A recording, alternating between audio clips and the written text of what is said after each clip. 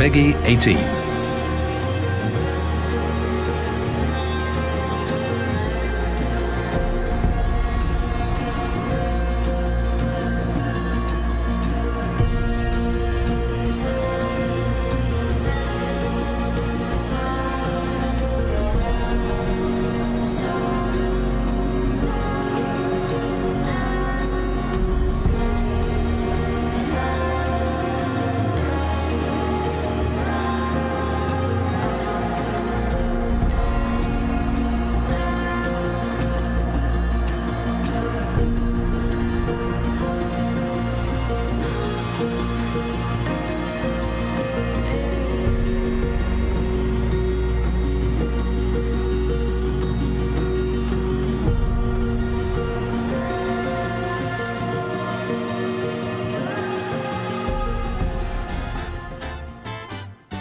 Welcome to the Ubisoft Forward pre-show. The main show will begin in 15 minutes, but until then, sit back, relax, and enjoy a jam-packed pre-show. The past year of Rainbow Six Siege has brought some of the most impactful updates in the game's history. We asked top creators from YouTube and Twitch to tell us what they think about Siege today. Siege is a completely different game than it was like 3 years ago. There's way more operators. There's so many things that you can test out when there's a new operator, whether it's the interactions with the other operators, or maybe the operator just has a cool gun and it's just fun to play. The zombie specifically, I guess, in the most recent, impactful defensive, add-on for operators. I fell in love with her. I thought it was cool that you could hide yourself, you could even hide the bomb chassis and convince people that the site that they were supposed to be attacking on wasn't actually there because you had, successfully hidden the bomb. Most hero shooters dream of having their entire roster essentially be viable operators, and I think Siege has really nailed that.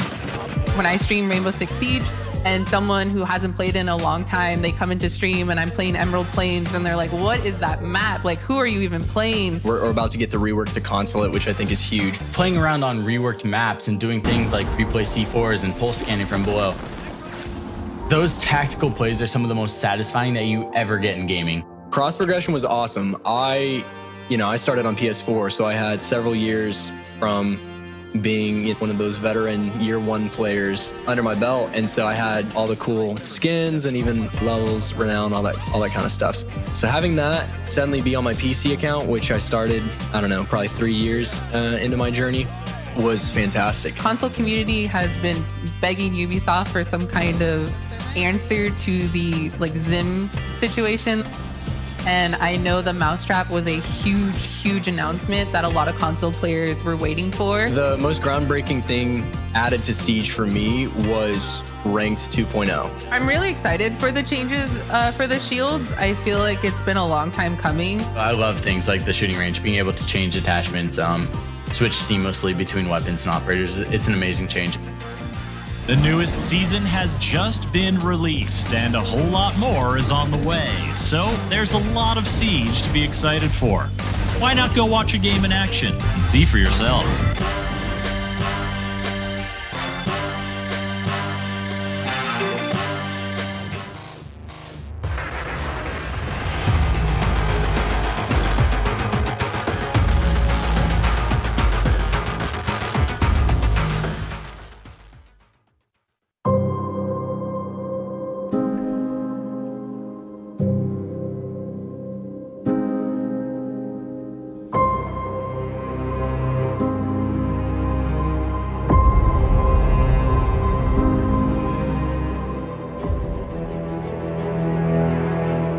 When you experience the adrenaline to play in tournaments, to win tournaments,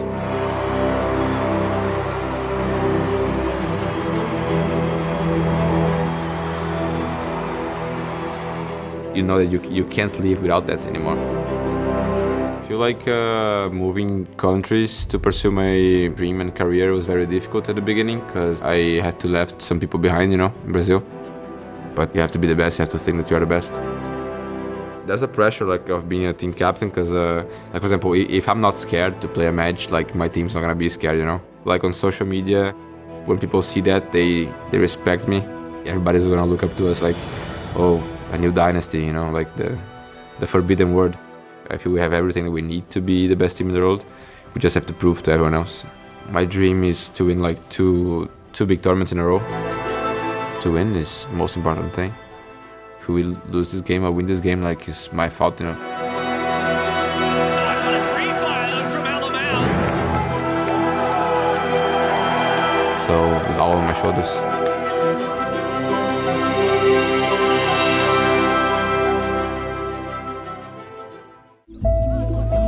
We work in a discipline that has certain gaps between the people that make buildings and the people that use buildings, and I think we could use games and virtual spaces as a way of breaking down those boundaries and inviting new audiences to participate in architectural design. There's an important relationship between architecture, urbanism and video games. An understanding of how real cities are formed, how people behaved in cities, how people gathered in crowds is often very, very helpful in being able to articulate that meaningfully in a fictional world as well.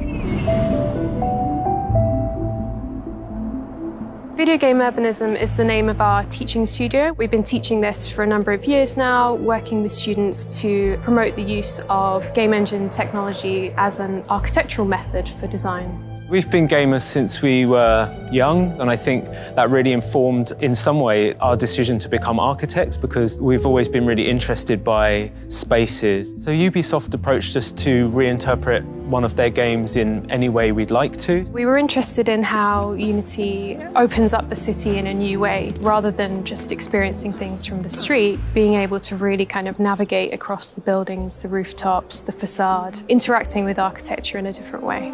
As architects, we're trained to see buildings in a particular way, but a game like Assassin's Creed Unity lets us break that and see the city in a new light.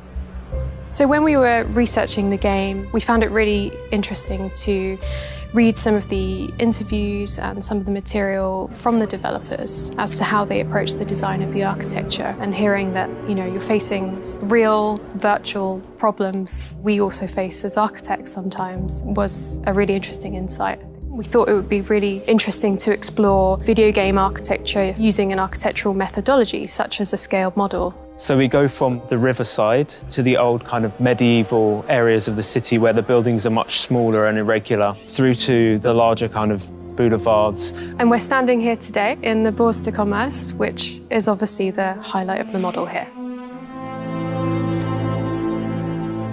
We picked the Blay because we think it was a really good example of a building that's use has changed maybe quite a lot from the game to the present day, even to the fact that it's got a new insertion in it from an architect that we really loved. And it was a really interesting building to look at. We really like the way that games are totally kind of user-centric spaces, which is definitely something architecture can learn from.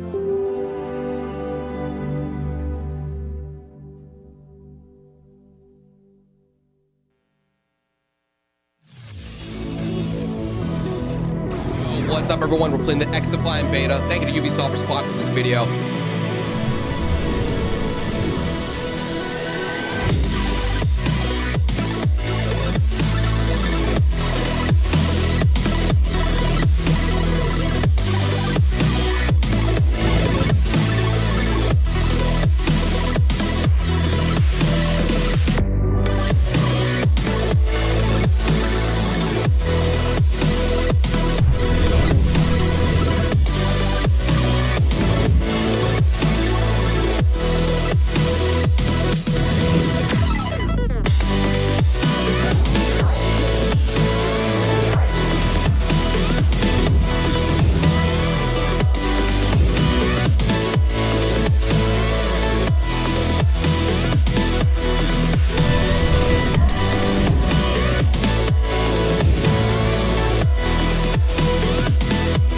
When I found out that Just Dance 2023 has a story mode now.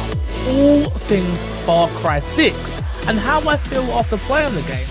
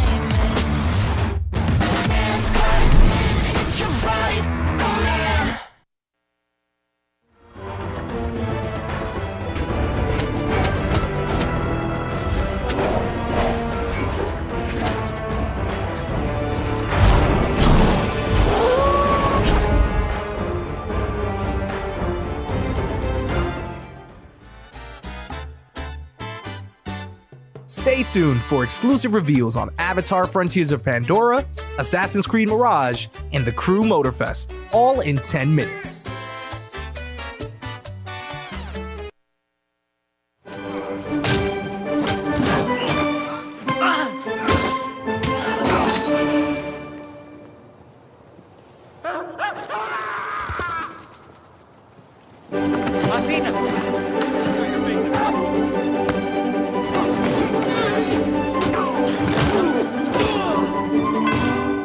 It's okay to be scared. I know.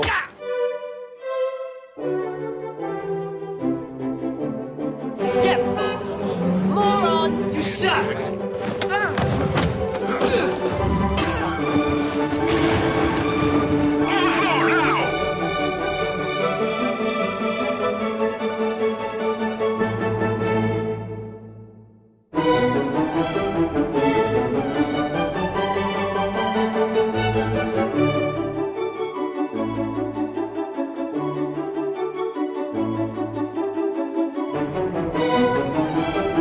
Still learning about mentality. You got to work on yourself. You got to be better about it.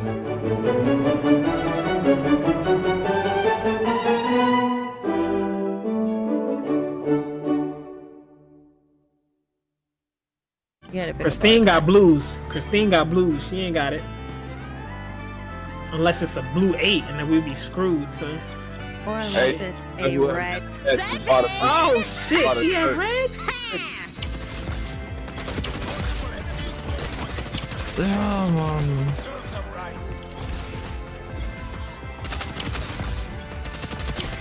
Oh mein Gott. Klipp das, klipp das, klipp das, klipp das, klipp das, klipp das. Oh. Do it. Join the club. Yeah! He actually did it. Oh!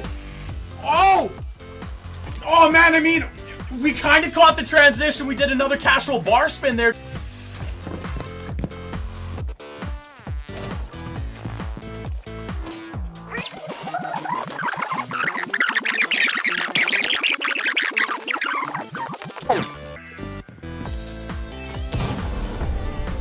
Top 4 eliminated. I knew I'd been training for the splits for a reason. Oh my god, I'm so excited. It's coming tomorrow. It's coming tomorrow. I'm amazed. I'm so excited. I'm so excited.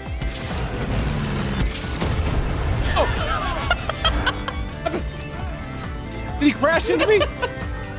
Layla, your dance was so amazing, by the way. I want you to know that Ubisoft San Francisco just donated $10,000. I know, right?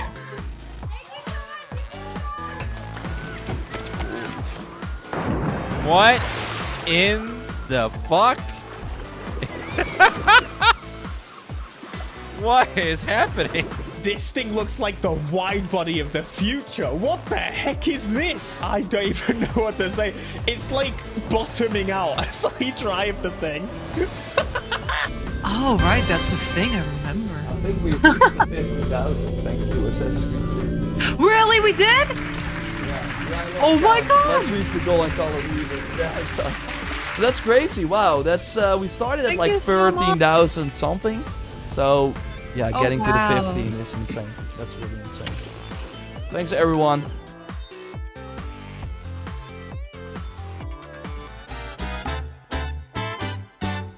The show's about to begin. Get your snacks, get settled. Ready? Let's go!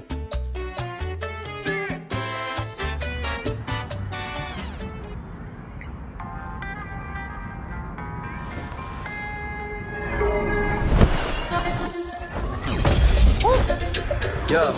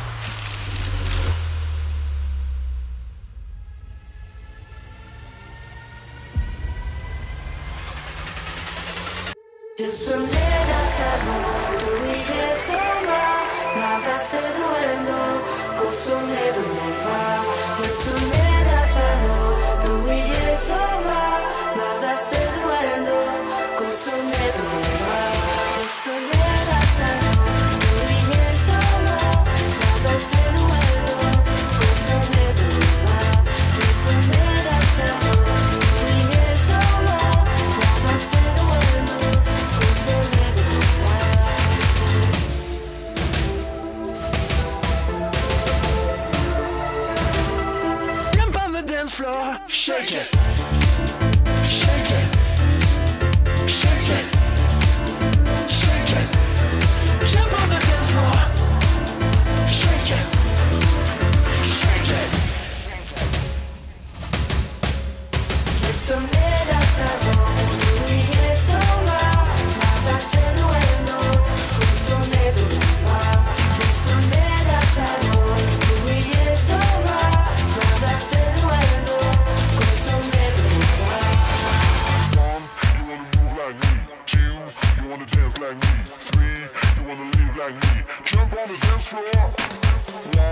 wanna move like me? Chill, you wanna dance like me? Scream.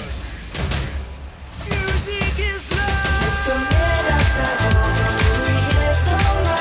Nada se duele, sonero va. Somera sabor, y eso va. Nada se duele, sonero va.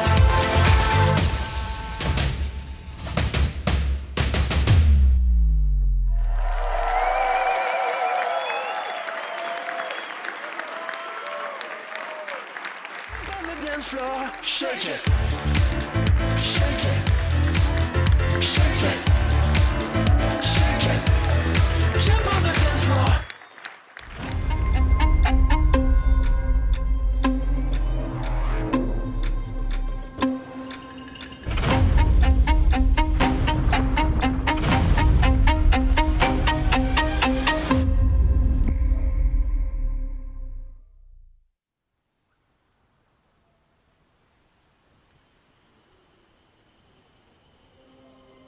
Ult efgo sa na vieranel, tok be hemitsek.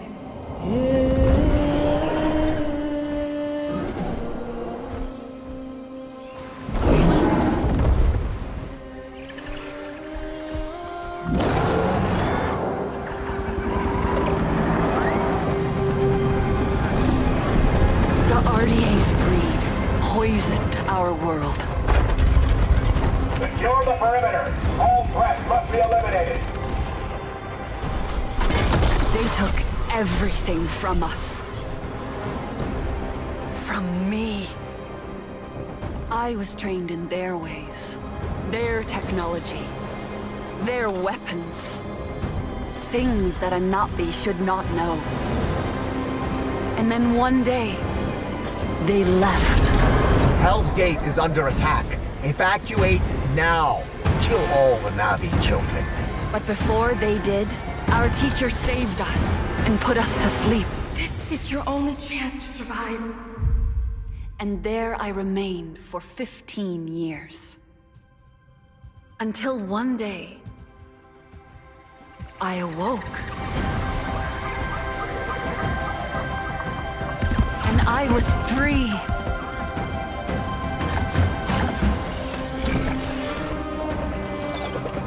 Free to explore my world.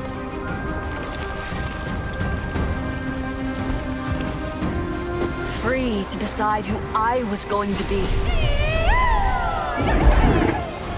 Free to discover what I was meant to do. Now you see what they kept you from. Your true home.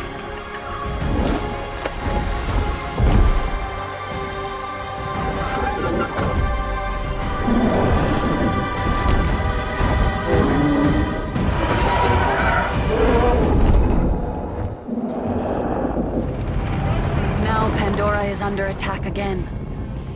Don't let the Na'vi get in our way. Get rid of them. And I have a choice to make. I choose to protect my home.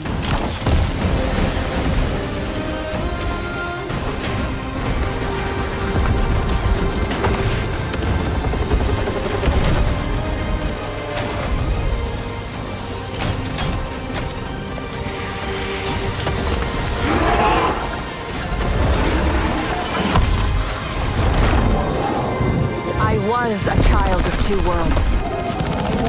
I am no longer. I am Navi.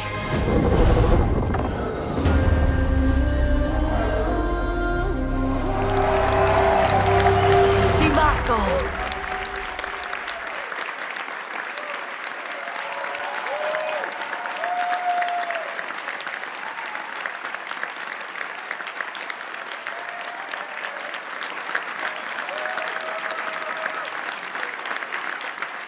Hi there everyone, I'm Jim Cameron, the creator of Avatar and Avatar: The Way of Water. In developing both of these films, I set out to imagine another world, a world as rich and complex as our own. And we wanted the audience to feel as though they were really on Pandora, to dream with their eyes wide open, and to explore this world with our characters.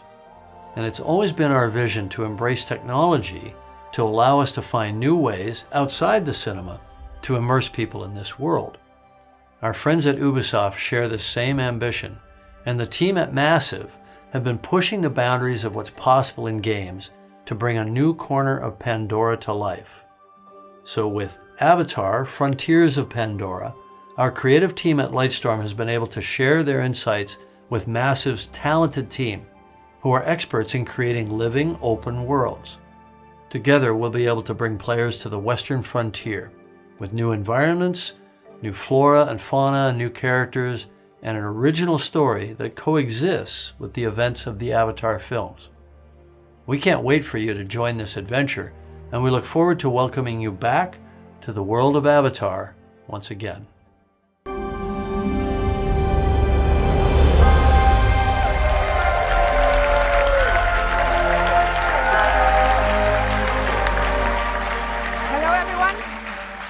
My name is Didi Dienfeld, and as the game director, I'm proud to be representing the team behind Avatar: Frontiers of Pandora today, and excited to share a sneak peek of what we've been working on. In this all-new story, you'll set out on a journey of discovery to unravel the mysteries of your past, learn what it means to be Na'vi, and explore new parts of Pandora on land or together with your trusted Banshee in the air. Our ambition is to create a playground where curiosity is rewarded. This tangible and highly immersive first-person experience will allow you to closely connect to a beautiful open world, touch and interact with it, using your size, your superhuman strength, and your natural agility to gain the upper hand. As the Na'vi say, Sivako, let's rise to the challenge on December 7th. Until then, we're delighted to show you a glimpse of this adventure. So prepare to lose yourselves in the beauty and the danger of the Western frontier.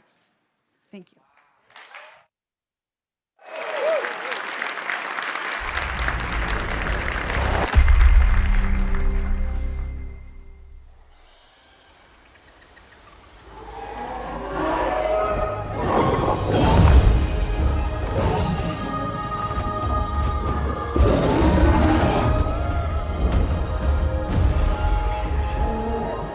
Welcome to Avatar: Frontiers of Pandora, a first-person action-adventure game that invites you to explore the engaging world of Avatar in an immersive open-world experience.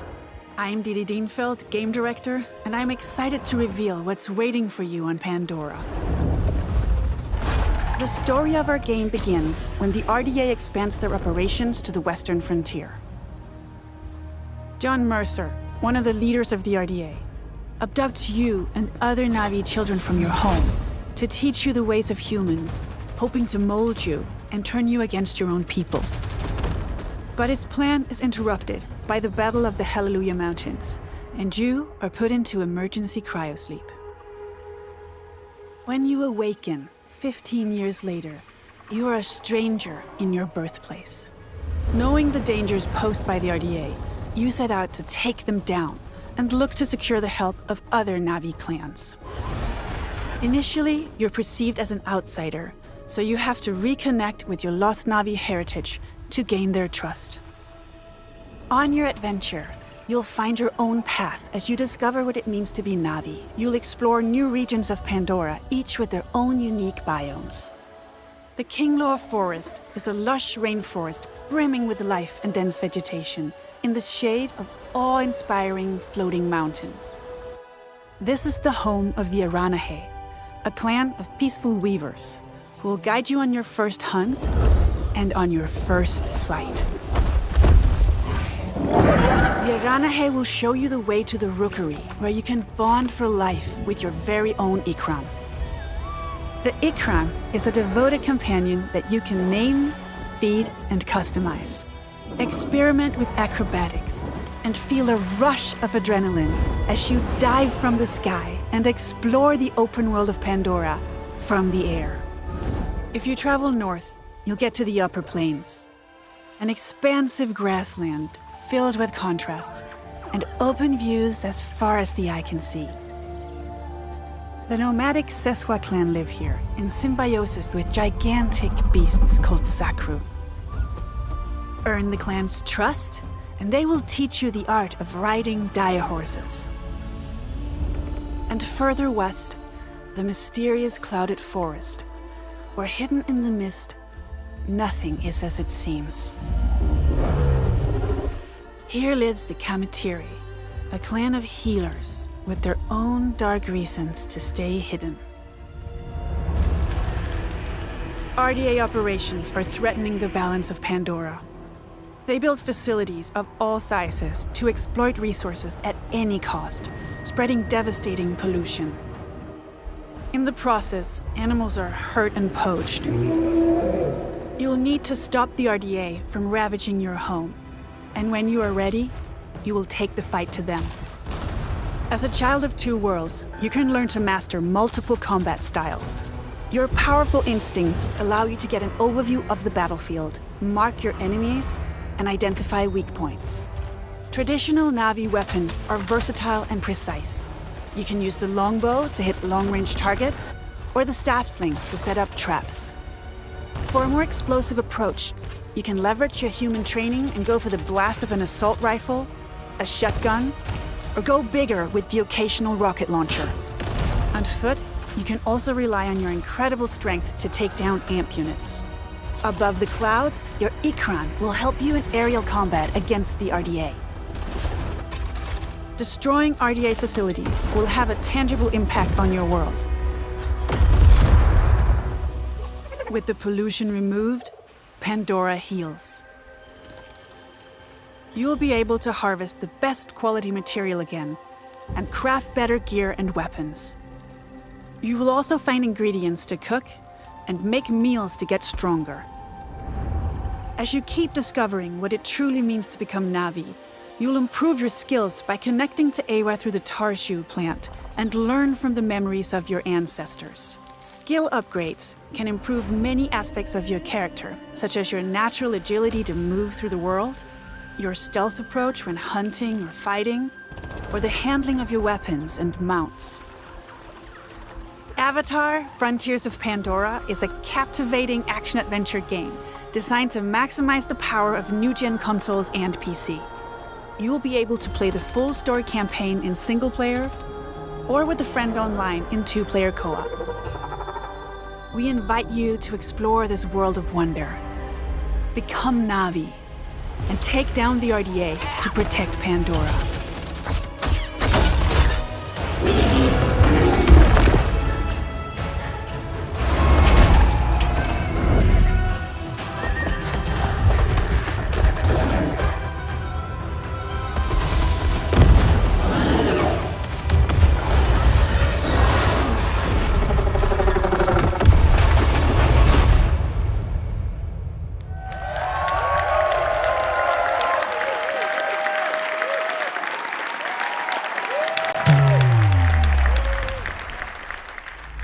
Let's go, chat. Let's get it, baby. You have some fun with it. Another gun. Oh my. Another one. This feels great. You're all. I got two. Oh my. Oh! The kill streak! I'm going crazy! I'm going X Games mode! You should do it.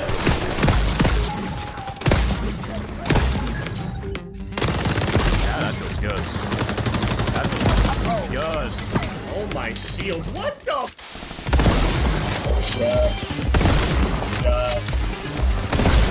Just gotta be gentle with the tap, on. Okay, yeah, this scope is so good.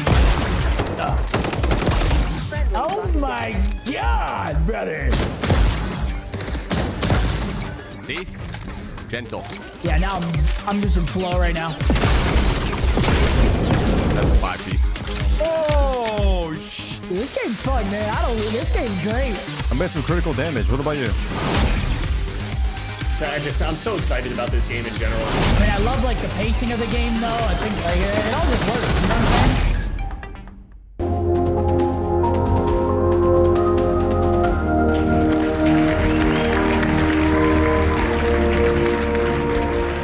Hello, everyone. Hello. My name is Mark Rubin, executive producer on X Defiant. What you just saw was a collection of live clips and reactions from players streaming our game during our closed beta test in April. And we've been absolutely overwhelmed by the amazing response to our game from players all over the world. Now, for us, community has really been the core of this game's development.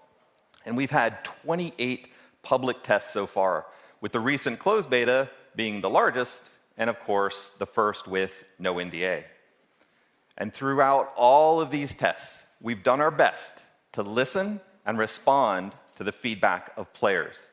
So thank you so much to the more than 1.5 million players who have participated in those tests, and the countless creators and streamers who shared their footage and feedback about XDefiant. Now we're ready to look towards the future. We are currently planning on launching later this summer. But before we do that, we will be holding another test to address some of the feedback from the closed beta. This open session will be available to everyone on PC, PS5, and Xbox Series X and S from June 21st to June 23rd. This is a short test, but we are opening it to everyone to get as much feedback as possible on our new netcode, our controller tuning, and of course, to stress out the servers as much as possible. So if you have not played XDefiant yet, this is your chance. But let's talk about what's going to happen when we launch later this summer. We will start with a 6-week preseason that will have all of our launch content with 14 maps, 5 factions, 24 weapons, and much, much more. We then move into our year 1 content schedule, which is packed with some really exciting content, with 4 brand new meta-changing factions, each with unique characters and skills, 12 new weapons, and 12 new maps. That's 1 new map every month, all inspired by Ubisoft's amazing worlds. And I think you may really be surprised at where we go. Year 1 is really going to have a lot of great gameplay content, all focused on creating a fun arcade FPS experience. And we are committed to staying true to our community and to strive to make XDefiant the best place to compete and have fun. Now, it's been quite the journey to get to this point. So thank you again to all of the players that supported XDefiant so far. And for everyone who hasn't yet had the chance, we hope to see you in game soon. Thank you.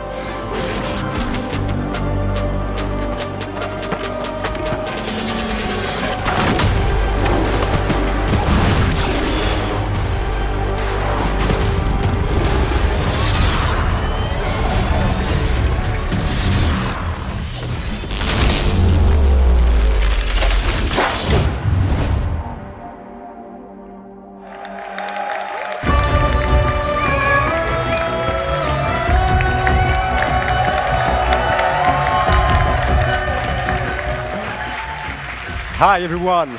It's so exciting to be with you today. About 30 years ago, in 1989, I discovered a great action-adventure game, both challenging my skills and respecting my cleverness. It was Prince of Persia. I am Muniradi, game director of Prince of Persia, The Lost Crown. Time has come to open a new chapter and to journey in legendary Persia, in an era where the laws of mortals were ruled by the laws of gods. You are Sargon, a fearless sword prodigy, the youngest member of a squad of 7 elite warriors, the Immortals. One night, Prince Hassan, sole heir to the throne, is abducted and taken to her hostile and cursed land, Mount Kaf. You and your brothers-in-arms are sent on a rescue mission to save Prince Hassan. However, this assignment will cast you straight into the lion's den. And it is here that you, Sargon, and the whole kingdom must prepare to face the greatest threat of your lives. This is your story. In Mount Kaf, your destiny awaits.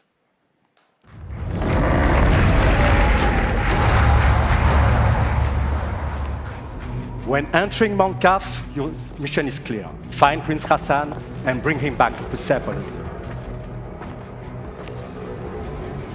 However, Mount Kaf becomes a prison full of hostile inhabitants. Now separated from your allies, you discover a grand citadel full of mysteries, where time flows differently. What is this sorcery? The past coexists with the future.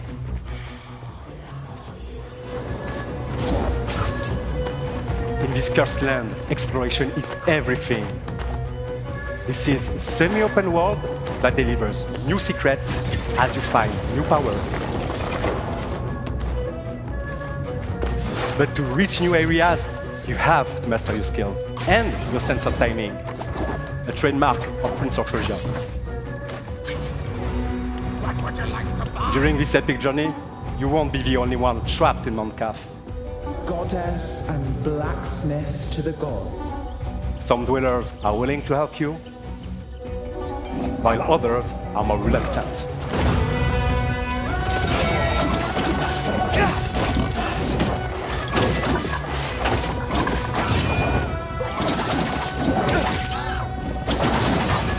But Sargon is a swordsman like no other.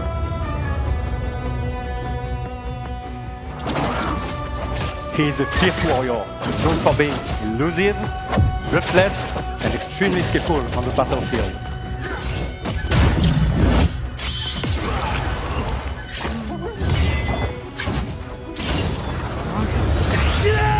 Fueled by anger, he constantly puts his life on the line to perform devastating attacks.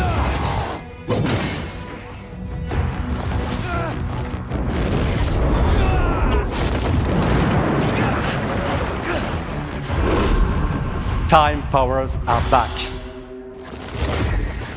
But this time, what the hell was that? Not only in your hands. To face such a challenge, master a new side of these time powers and defy gravity.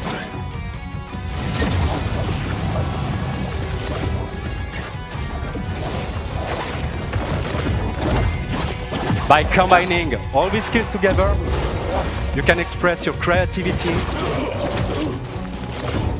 to solve Mount Kaf's mysteries and execute brutal combos in epic combats.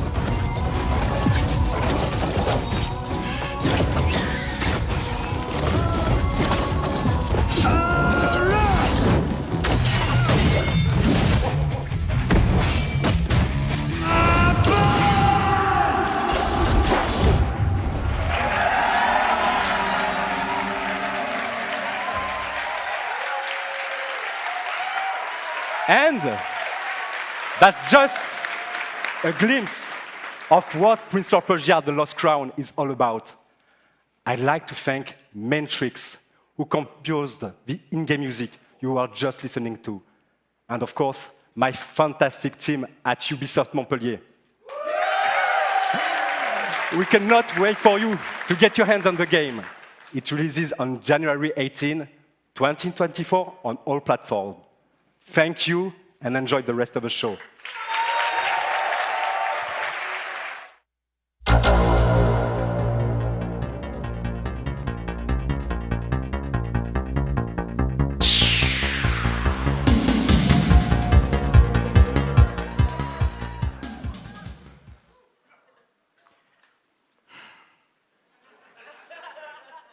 Hi. My name is Adi Shankar. I'm a TV and movie producer. You may know me from the Castlevania animated series on Netflix, or one of my fan fiction shorts on YouTube. 7 years ago, I got a call from Ubisoft offering me the opportunity to adapt one of their very serious franchises into an anime. But instead, I came back to them with a crazy concept inspired by the mood of Far Cry 3 Blood Dragon. Yeah. This concept used Ubisoft's vast library of characters and remixed them into one delirious anime series that would become this love letter to the 90s. Or at least how I remember the 90s. And to my absolute surprise, Ubisoft said no.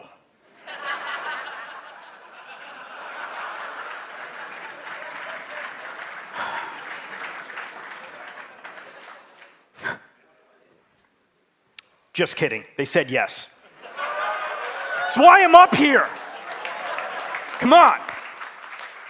This is the story of how the first anime series by Ubisoft was born. Captain Laserhawk, a Blood Dragon remix.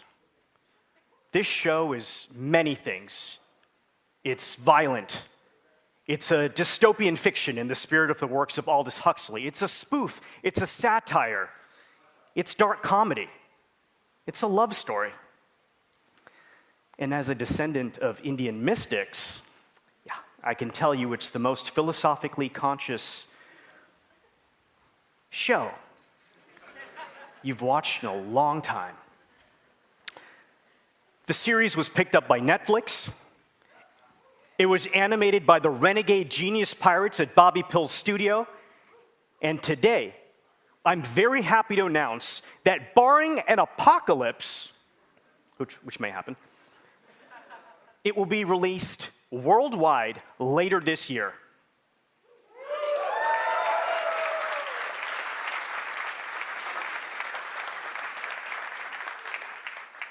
And that's not all.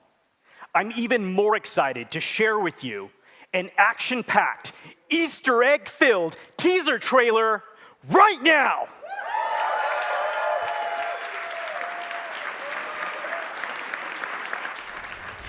You want to be entertained? Don't change the channel.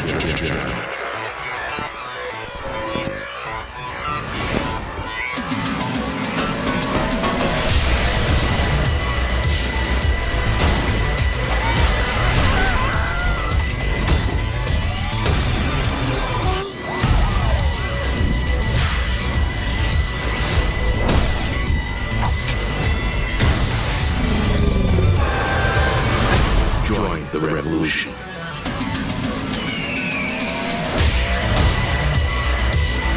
Let's do this.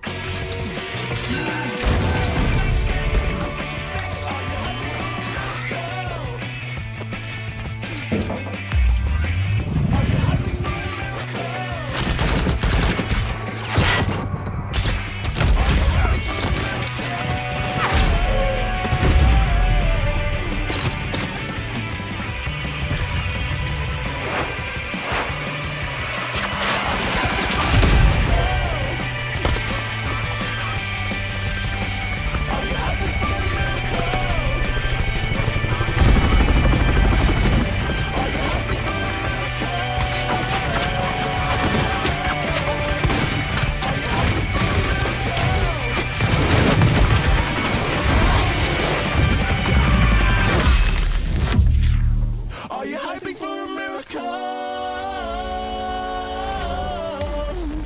Are you hyping for a miracle?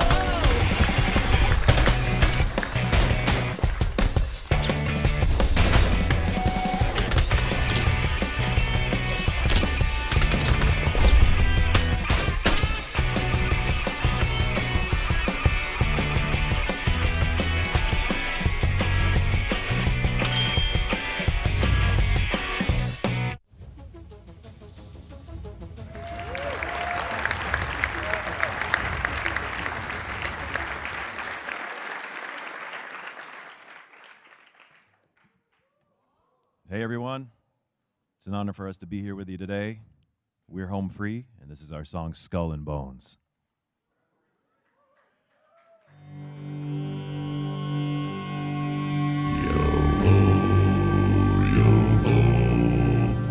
The seas forever roar, yo-ho, yo-ho. Till I'm not but skull and bones, yo-ho, yo-ho.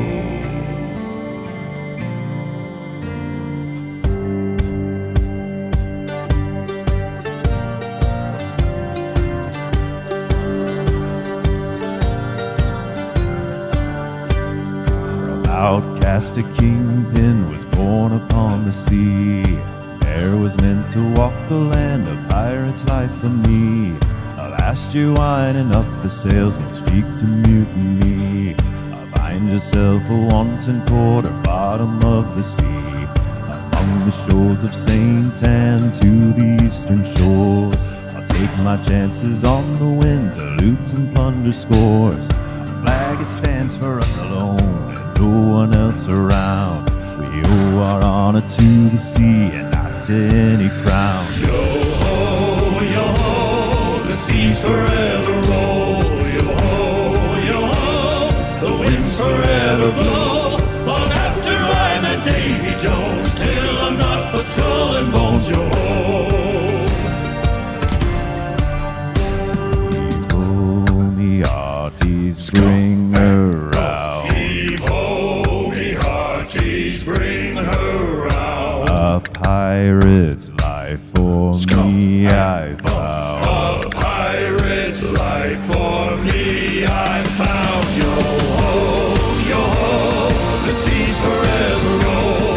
Yo-ho, yo-ho, the winds forever blow. Long after I'm a Davy Jones, till I'm not but skull and bones. Yo-ho,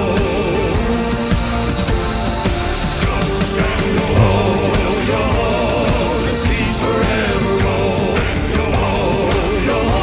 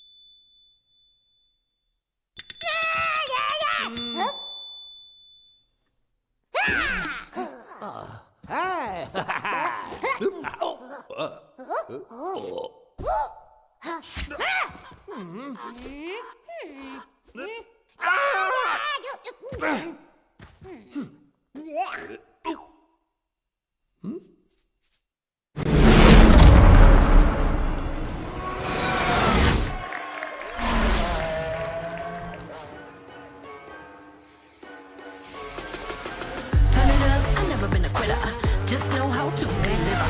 Speed it up, only one winner. No time for new beginners. You only get what you give. I'ma run it up to the day that I did. And when I zoom past, eyes on me, I'll be going too fast. You only get what you give. I'ma run it up to the day that I did.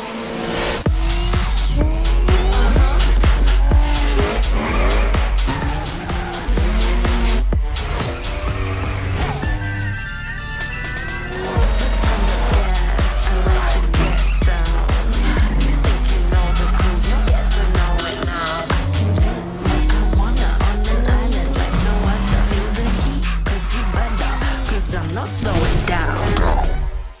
Pedal to the metal. 4 wheels, 2 seats, 1 big pedal. Vroom, vroom. 4 wheels, 2 seats, better be ready. Turn it up, only one winner. No time for new beginners.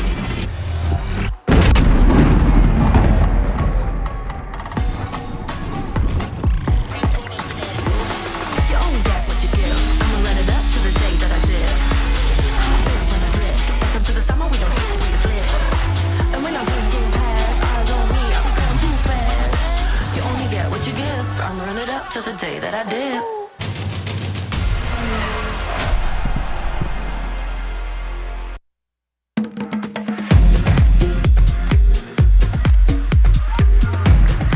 Thank you, thank you.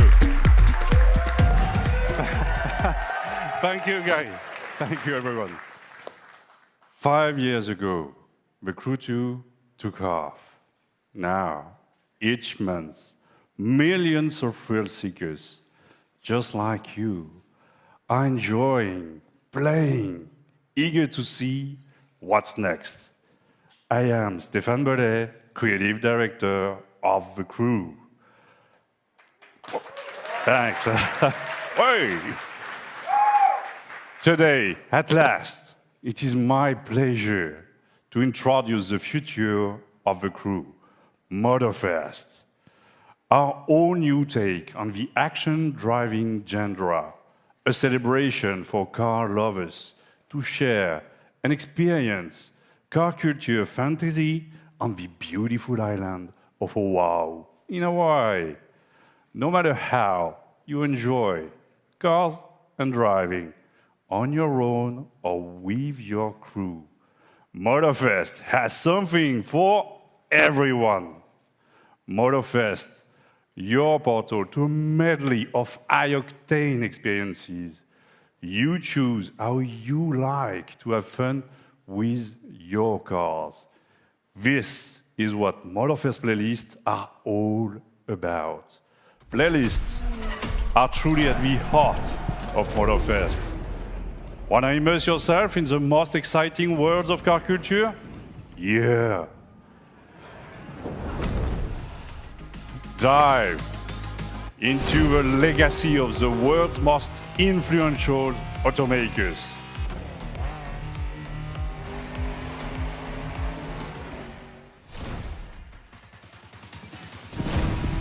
Light up the night street racing scene, Japanese style.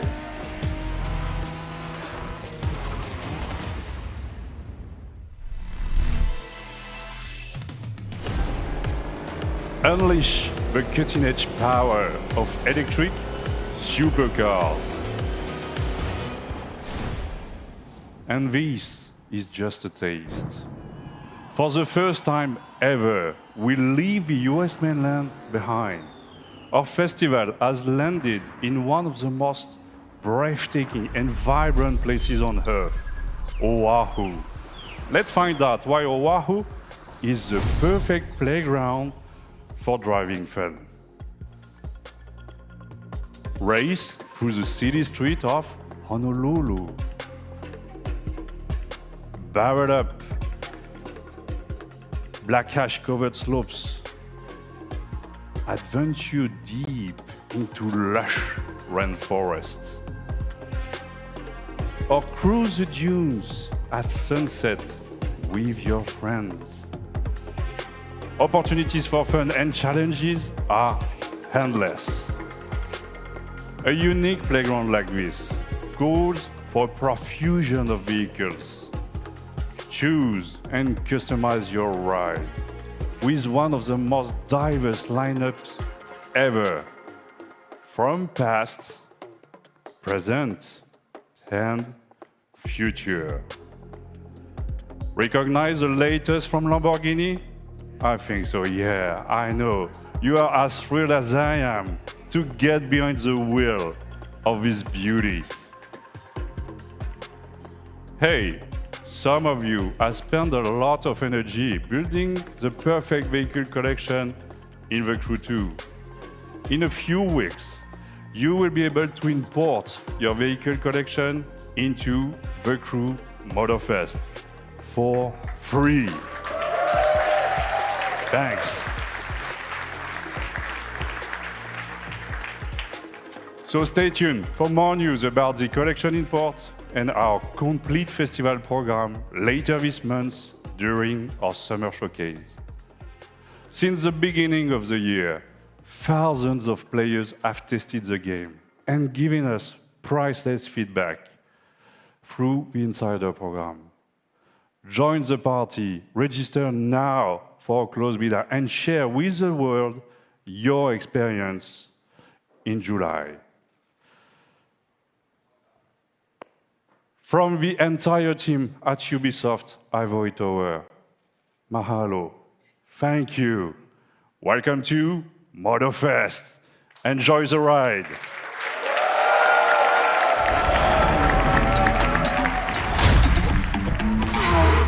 Jet black hair with blonde ambition. Couple cool kids on a late night mission. Kick it old school, this a new edition. Bankroll, roll with no audition. Hurry up, babe, please get ready. Take too long and I might get petty. Need a little, you know what, to keep steady. Cause the night's so young and the pole's so heavy. Like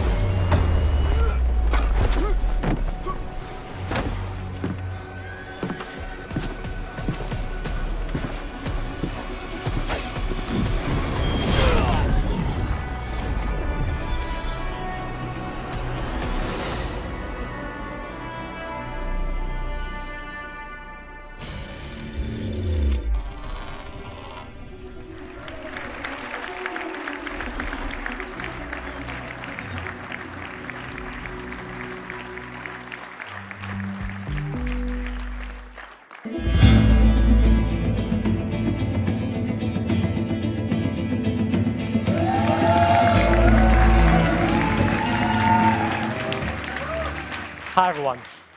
I hope you enjoyed that first look at this exciting new way to play Assassin's Creed. Coming to MetaQuest this holiday, Assassin's Creed Nexus will push the boundaries of VR and let you become the assassin. You will feel what it means to parkour, fight, and be stealthy in new memories from 3 legendary assassins, Ezio, Cassandra, and Connor. I cannot wait to see our players feel the thrill of virtual reality in the Assassin's Creed universe. But there is more. Nexus is not the only game that will offer new ways to play Assassin's Creed. Assassin's Creed Codename Jade is our first open-world RPG game on mobile. It will take you to ancient China in a time of intrigue and conspiracy. In this brand new adventure, you'll experience the iconic Assassin's Creed gameplay for free, anywhere, anytime. I am glad to announce that you can register now for the upcoming beta. Here's a glimpse of what you can expect.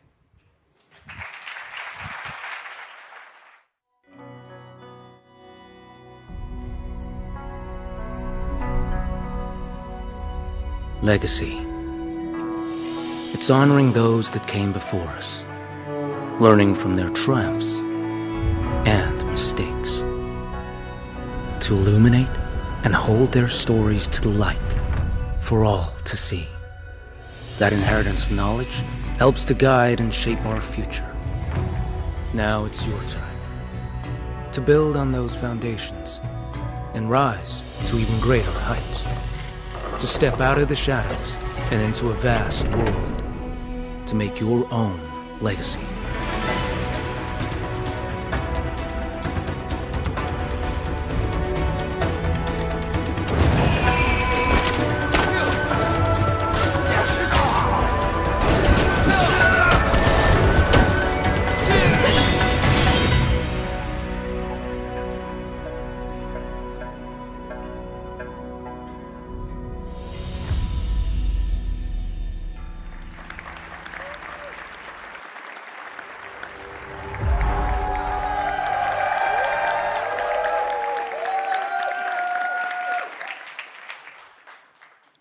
We've all been waiting for this moment.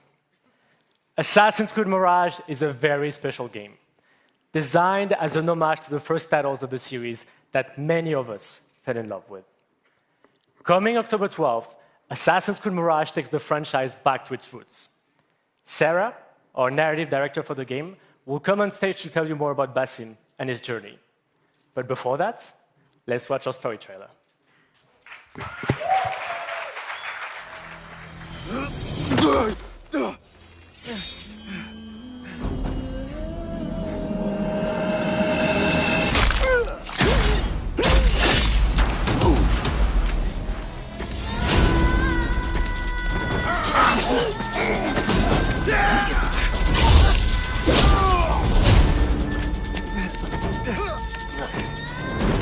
What are you doing?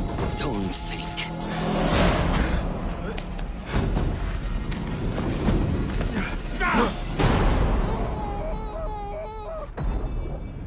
Time to put my medal on.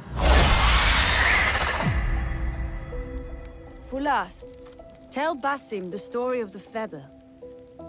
Our tradition of the feather comes from Egypt.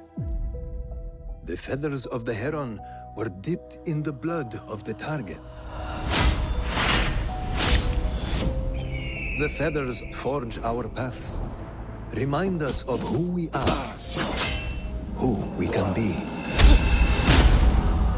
The Order has held dominion over men and their empires for centuries. Strike quickly and end this.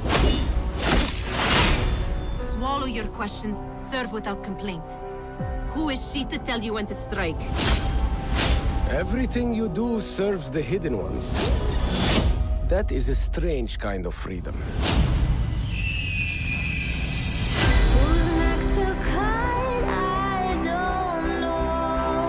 You are not the first to walk the shadows broken.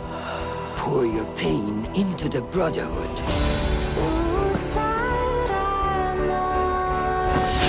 We are messengers of justice. and not the final judges.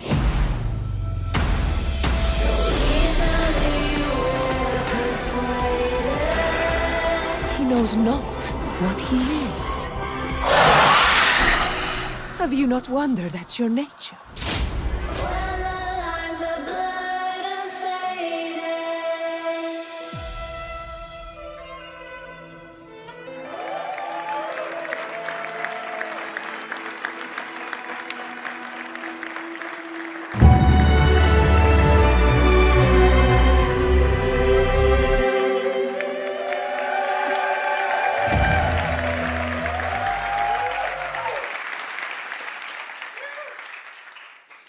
What does it mean to be free?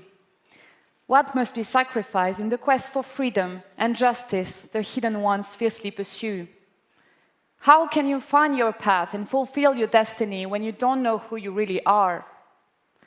As he grows from street thief to master assassin, Basim thinks he has found a sense of purpose as a hidden one, working in the dark to serve the light.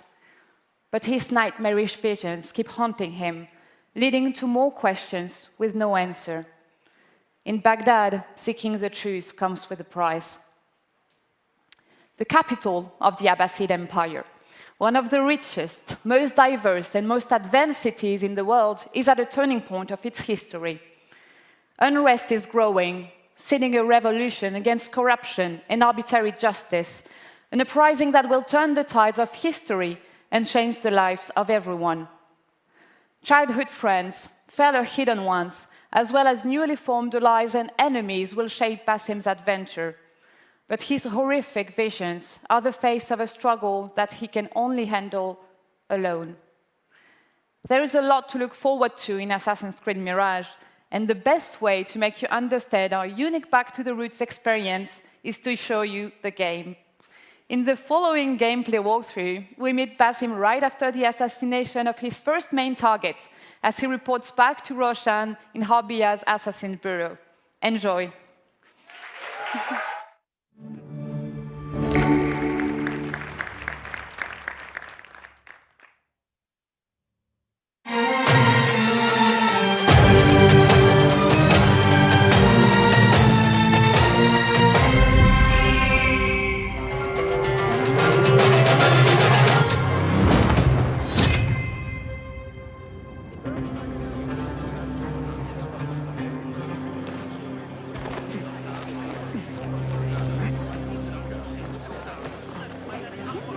There you are.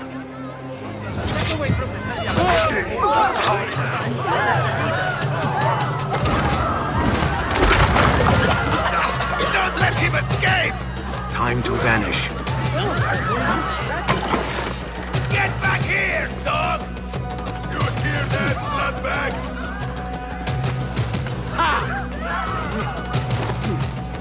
Stand and fight, you worm!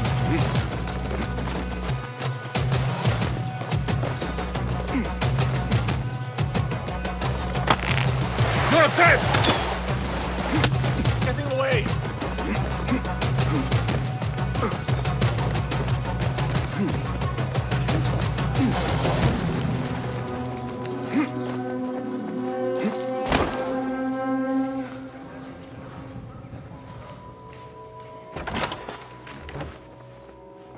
Alhamdulillah.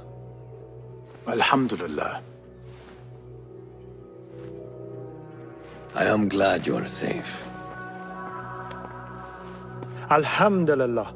A first of many achievements to come, Basim. We should only hope. There's still much work to do.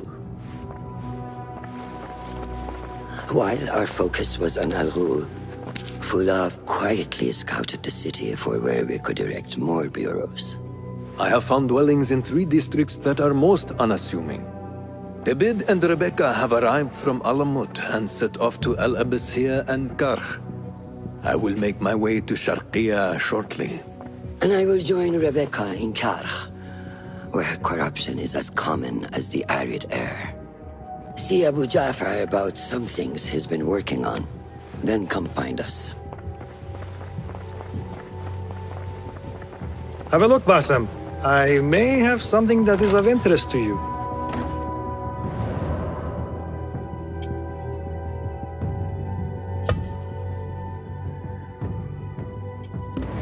resourceful as always. My thanks, Abu Ja'far.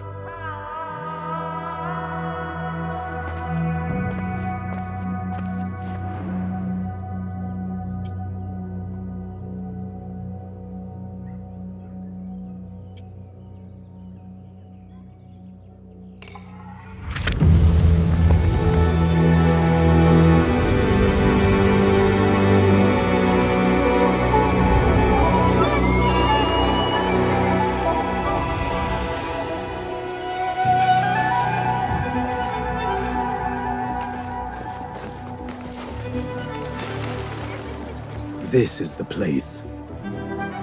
What do you see, Enkidu? Let us reconsider the approach.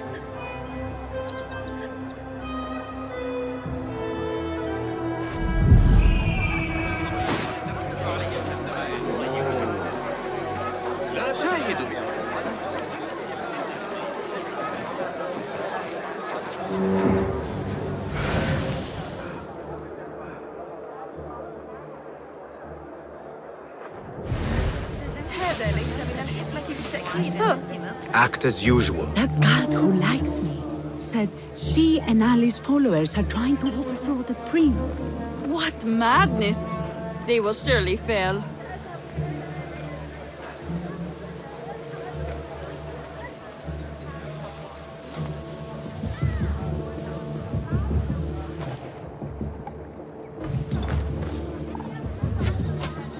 Shit! What? She little bastards!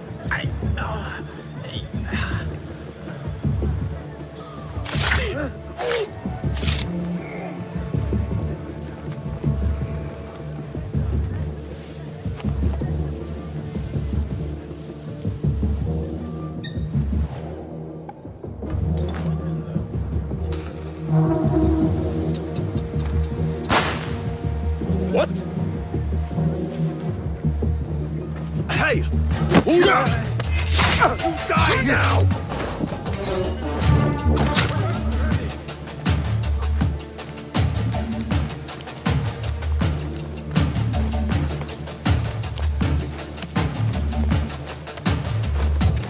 Hey! The sky is safe, my friend. Survey the area, Enkidu. There is my target.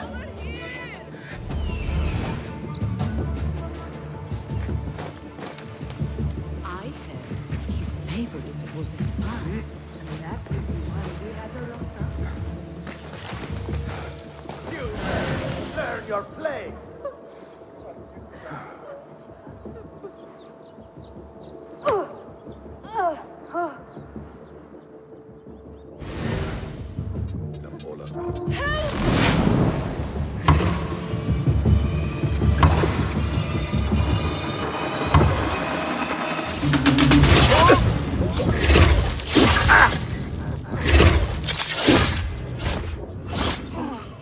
Tell me what I wish to know, and no more need die this day.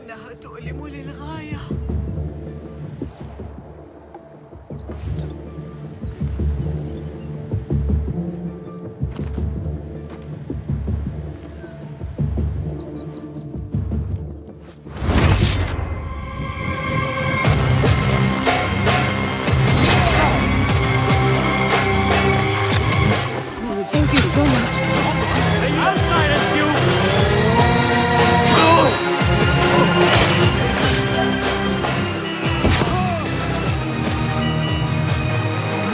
Come on. There he is! Stop him! No!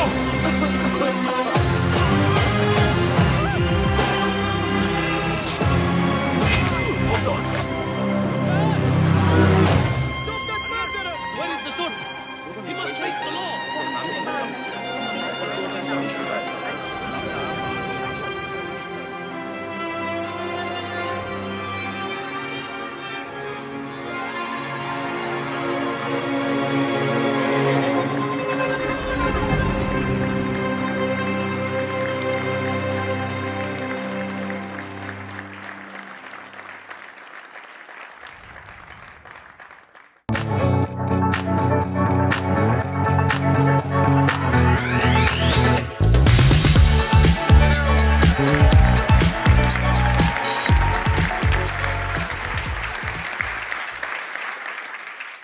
everyone. So first, I want to start by saying thank you to all gamers all around the world. It's thanks to you that we are here today. You are at the heart of everything we do. And to all Ubisoft teams around the world as well, I would like to say a big thank you.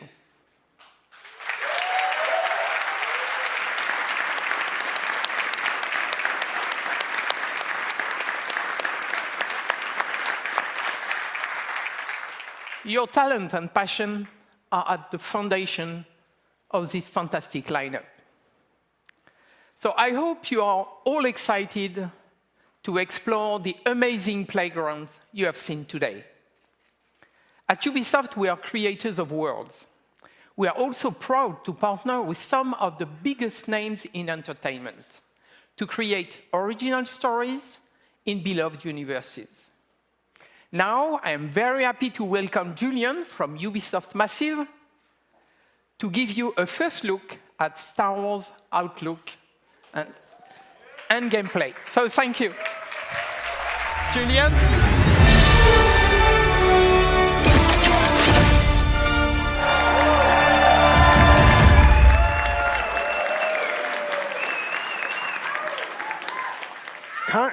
Calm down. Do you want to see gameplay or not? All right. Let's get over the speech and let's get to the gameplay. Star Wars Outlaws takes place in a time of great civil unrest across the galaxy. For some, this is a time of turmoil. For Outlaws, this is a time of opportunity. As a cunning thief, Kay Vess and her companion Nyx fight for survival every single day, relying on their skills and resourcefulness to get by. As they struggle to make ends meet, Kay and Nyx dream of the day that they will finally be free. But while seeking this freedom, Kay unexpectedly becomes one of the galaxy's most wanted. So to free herself from the bounty that follows her, Kay will need to pull off one of the greatest heists the Outer Rim has ever seen. As they navigate the underworld, caught between criminal syndicates and vicious, ruthless villains, Kay and Nyx will manage their reputation by taking on risky contracts and navigating complex relationships, all whilst avoiding oppressive imperial rule. Kay and Nyx's journey will take them across the galaxy through stunning, varied open-world locations and the wilds of space. One of these locations is Toshara, a moon that features windswept savanna and amberine canyons.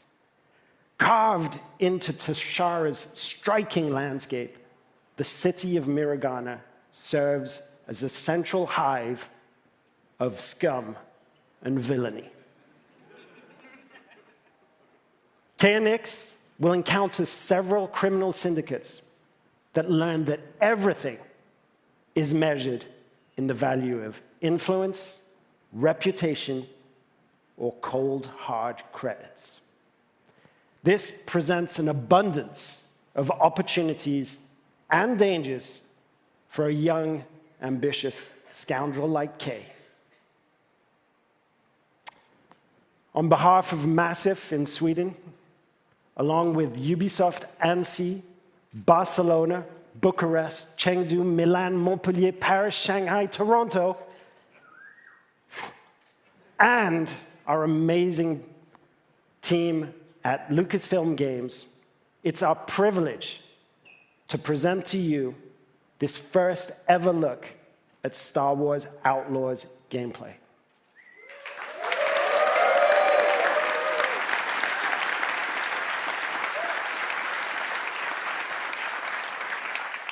If you're willing to take the risk, the galaxy is full of opportunity. Thank you.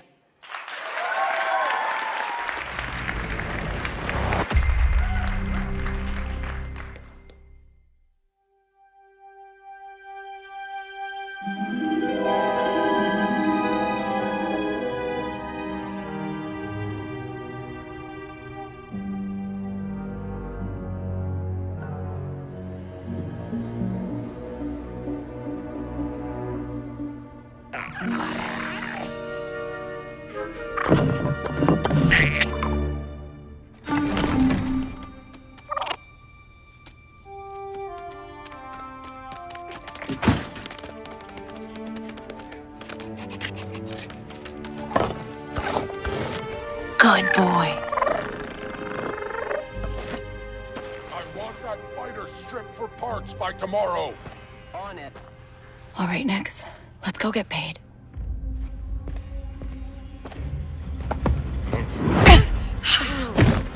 That worked. He's the boss because he knows how to handle the Empire. We cannot trust those officers. They take our credits now, but what stops them from stabbing us in the back? Nix.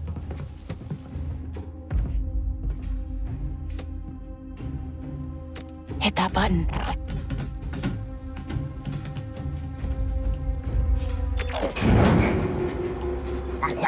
Nice one.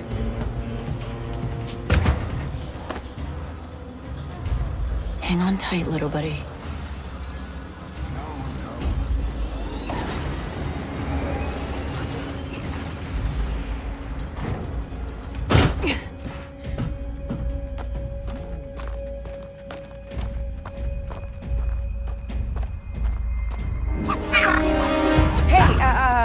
I was just leaving.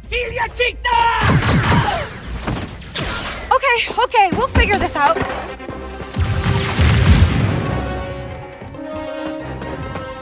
El Pecata. Shield.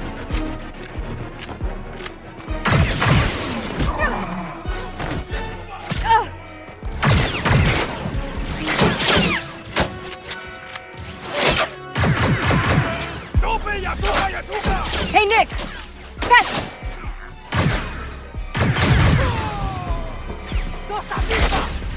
This is getting bad.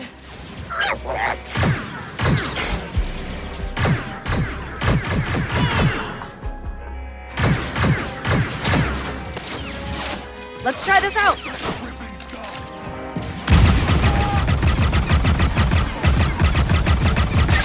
Dick Ferrick!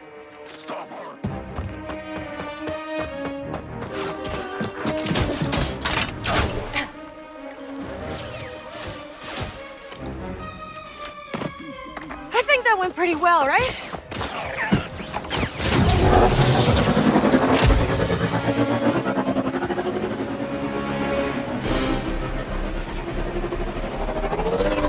Oh, these guys don't quit!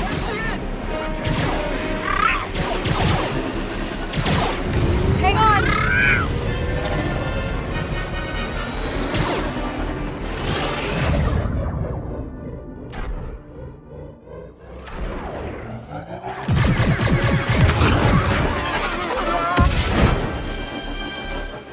That was close. ND5, I got the package. Where are you? Waiting for you in Jauntus Hope. Were you seen? I said I got it. What else matters? Should I assume we won't be working for the Pikes anytime soon? Well, they'll probably forgive me. Comforting.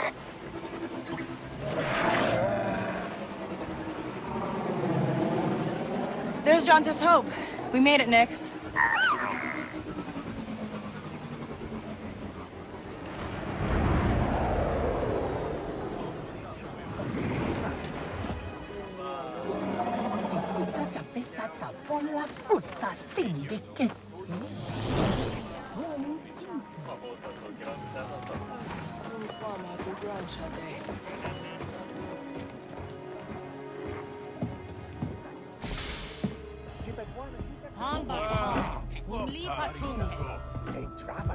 Hey, Andy.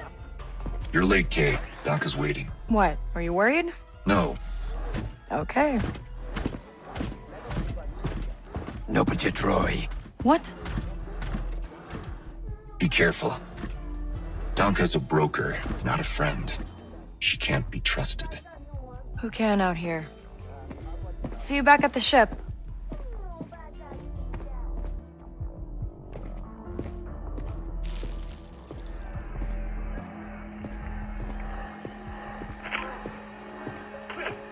Round 2 and I still like my odds.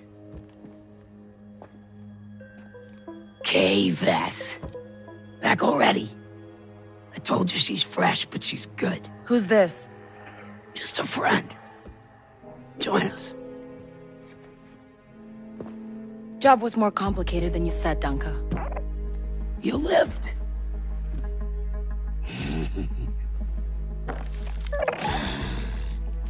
Hey, these aren't toys. They're investments.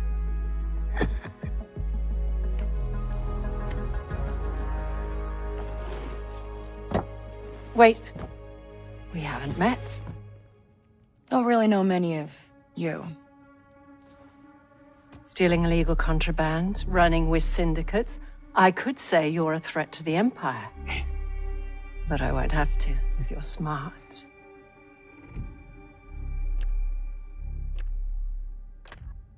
Thanks.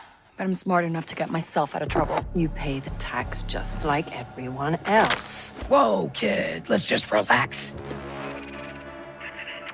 You won't make it off to Shara alive. Maybe.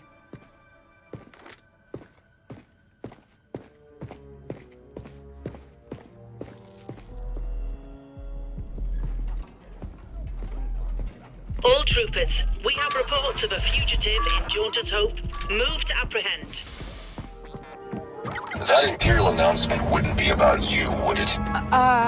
Could be. I told you not to trust her.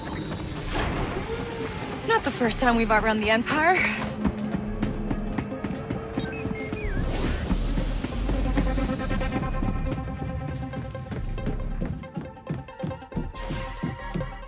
We need to leave. Yeah, no kidding.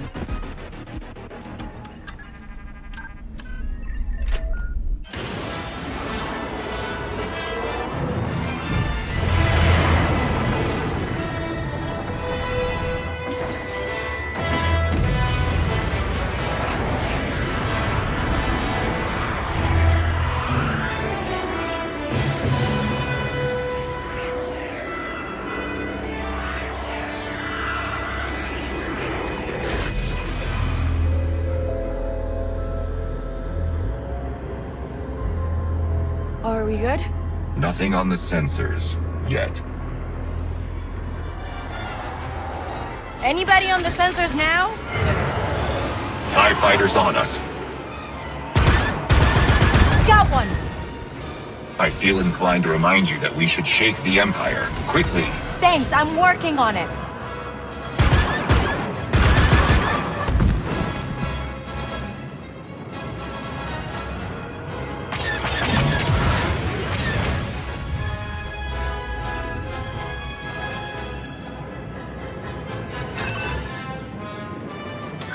ND, get us out of here. Spooling hyperdrive.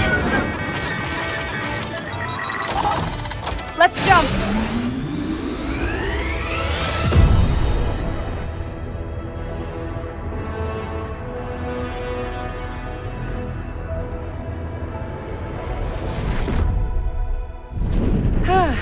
We made it.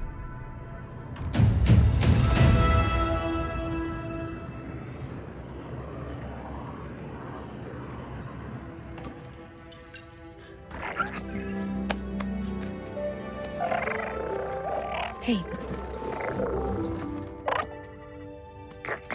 Got your new toy.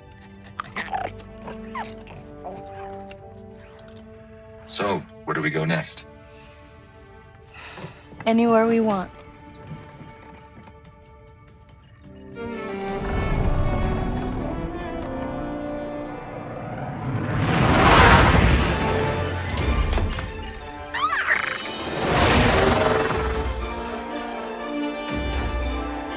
Yatuka!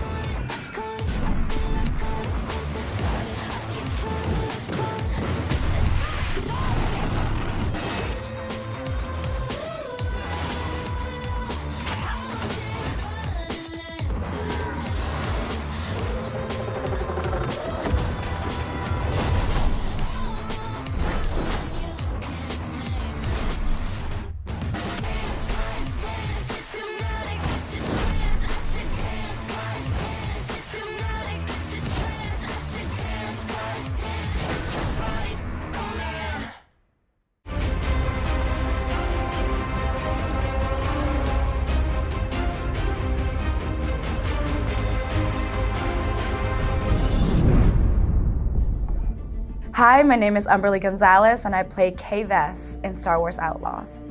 Kay Vess is a thief. She's a scoundrel. She's really good at sneaking around. You know, she's charming and she'll like talk to you, but she's already taking all your things. She isn't perfect at it, but she always seems to get away with it.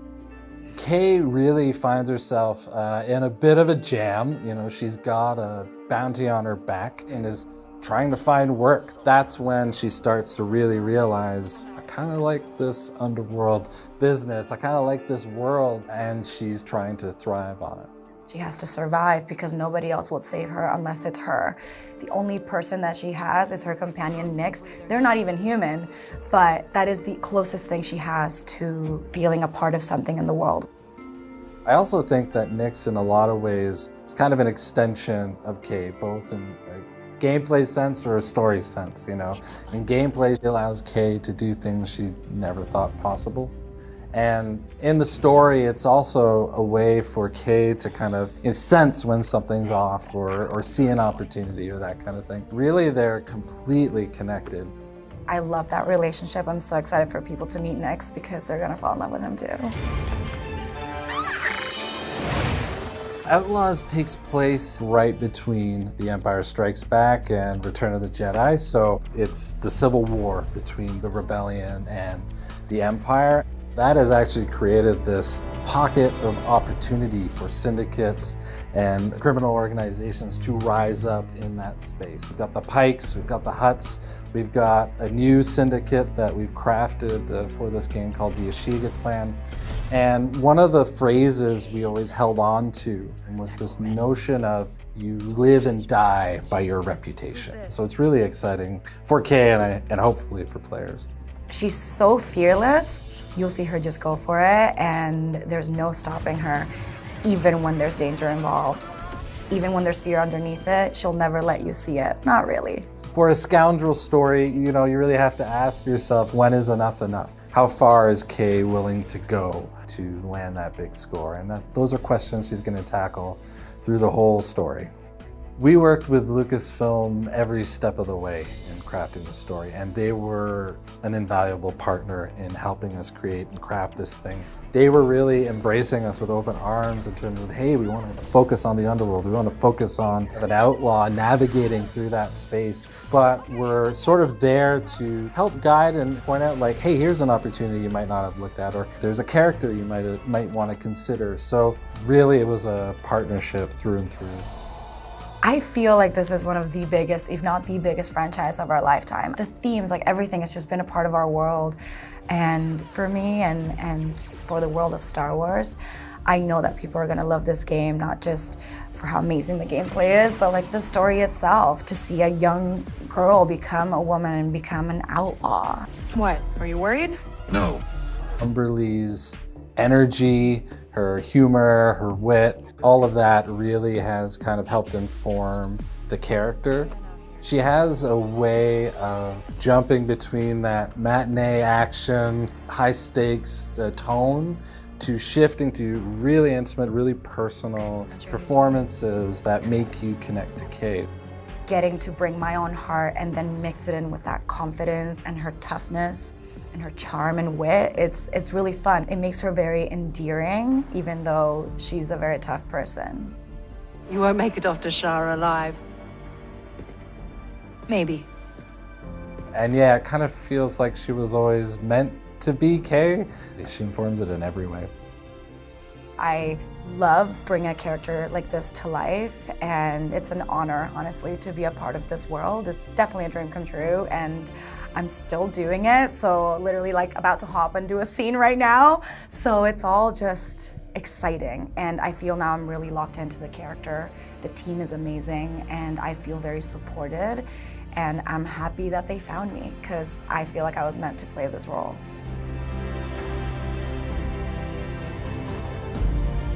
Make sure to catch me alongside with some developers and cast members at Comic-Con International this July in San Diego.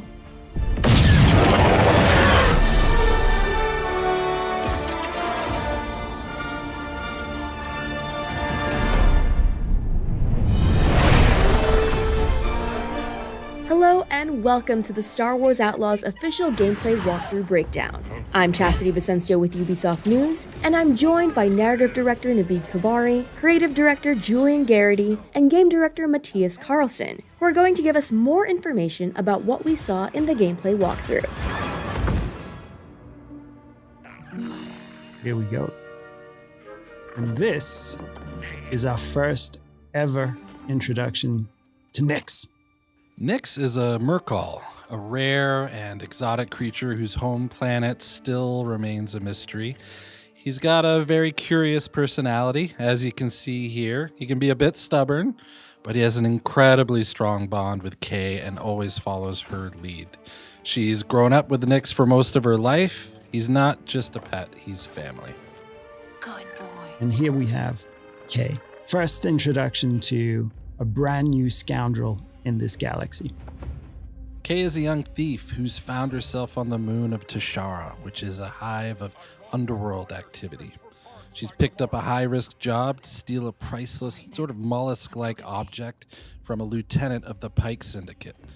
Once she's grabbed it, with the help of Nyx, she's going to turn it in and earn some much-needed credits. So Pikes are one of the syndicates that we'll be tangling with in Star Wars Outlaws.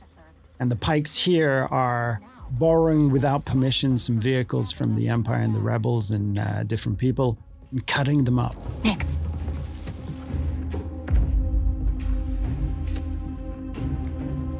Hit that button. Nyx is more than just a lovable and fierce companion. Nyx is a whole bag of tricks in and of himself. You saw him push that button from a distance. He can distract guards. He can attack on command. He can help you with puzzles. He can help you discover secrets as well. He is very much conceived as a symbiotic part of the player's control over Kay and Nyx. So we're really thinking of them together as a whole. I was just leaving. So when we meet Kay in the beginning of the game, she knows her way around the blaster. It's not necessarily her first option or primary tool to solve a problem or a situation. However, as we progress through the game and its many ever more dangerous situations, both Kay and the blaster itself will evolve and improve. And you will soon find it to be a central and very versatile tool for more than just directly taking out enemies. Okay, we'll figure this out. And Kay's blaster is very meaningful to her. This blaster has a lot of modules that you can discover, upgrade, and apply to the blaster that allow you to deal with situations in radically different ways.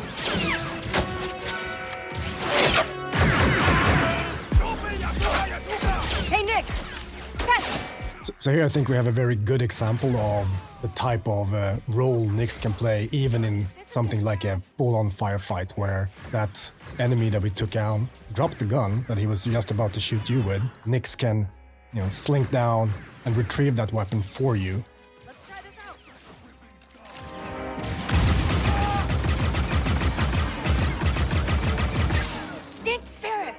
Sometimes, best solution is just to get out of there.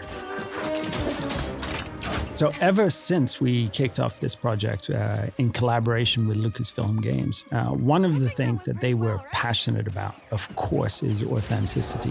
One of the things we were passionate about is bringing something to the galaxy of Star Wars. And one of the biggest things was this moon, Toshara.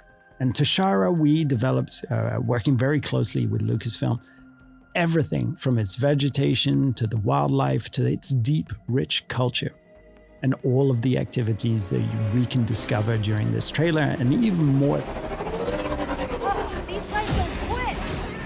One of the key pillars for both Kay the character and for the core gameplay in general in Star Wars Outlaws is what we call a resourceful underdog. Kay is a capable and daring person. And we reflect that in gameplay with you having access to a wide range of actions and abilities, ever-growing, of course, as you play through the game, ranging from stealth to full-on firefights, as we saw here, shooting from, driving your speeder full speed ahead under fire from enemies. We said if we can make the player think like, I can't believe I made it, when they just play through something, it's a success. Kay's reputation with the syndicates will play a big role in how she approaches her journey, whether it's the Pikes, Hutts, or others.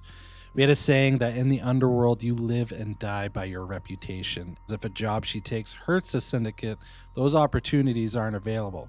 So her choices play into how she experiences her journey. There's Jonta's Hope. This is Jonta's Hope.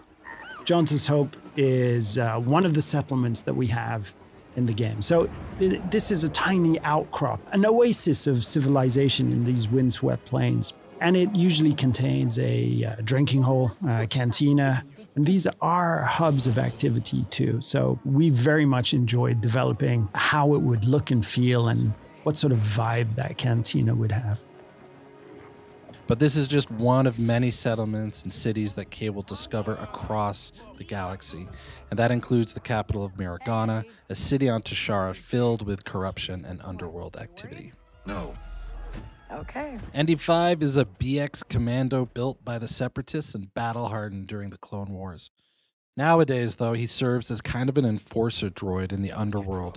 He's partnered with Kay as they attempt to pull off a big, high-risk job. It's the opportunity of a lifetime. Not a friend. She can't be trusted. Who can out here?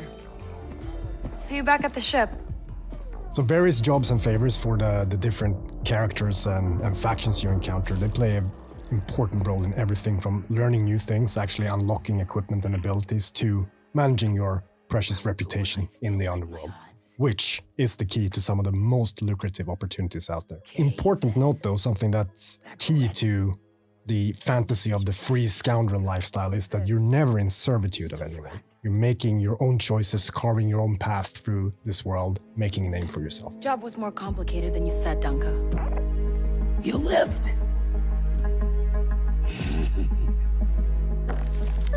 Who she works for, whether it's with syndicates or otherwise, is crucial to creating a reputation for herself.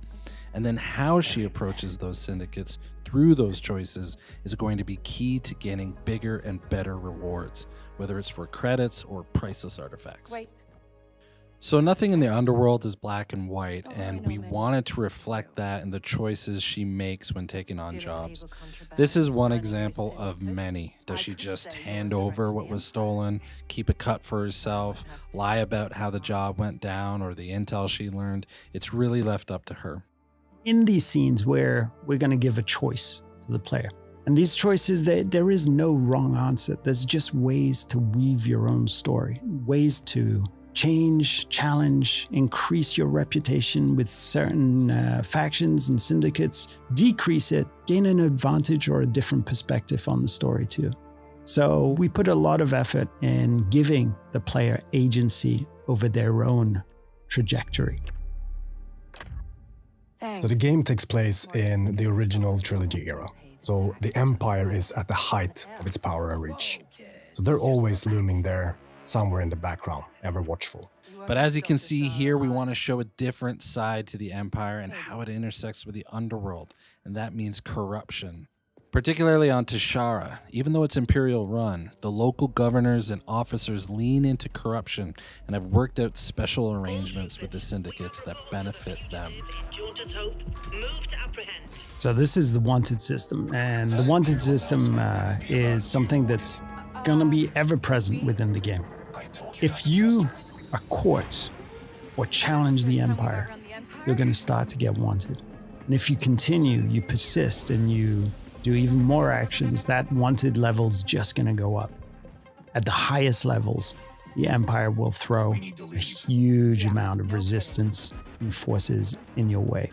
So that's something that you can play around with, but you're best off trying to avoid as much as possible. Very important for us in this experience is that there will always be some way for you to de-escalate or escape.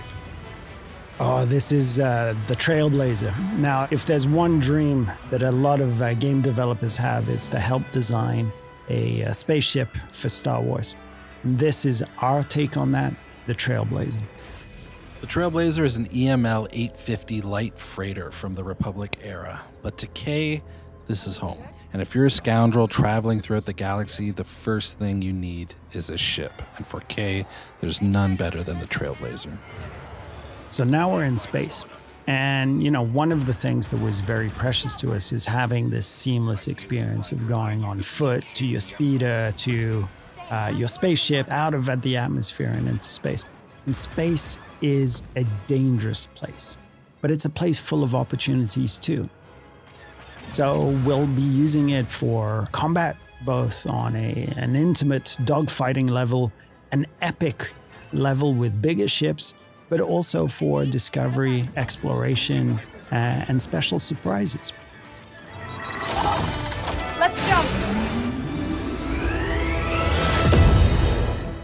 It's important to hit those classic, iconic notes of Star Wars to remind players of the era that they're playing in, and the fact that the galaxy is something that is wide, diverse, but iconic at the same time.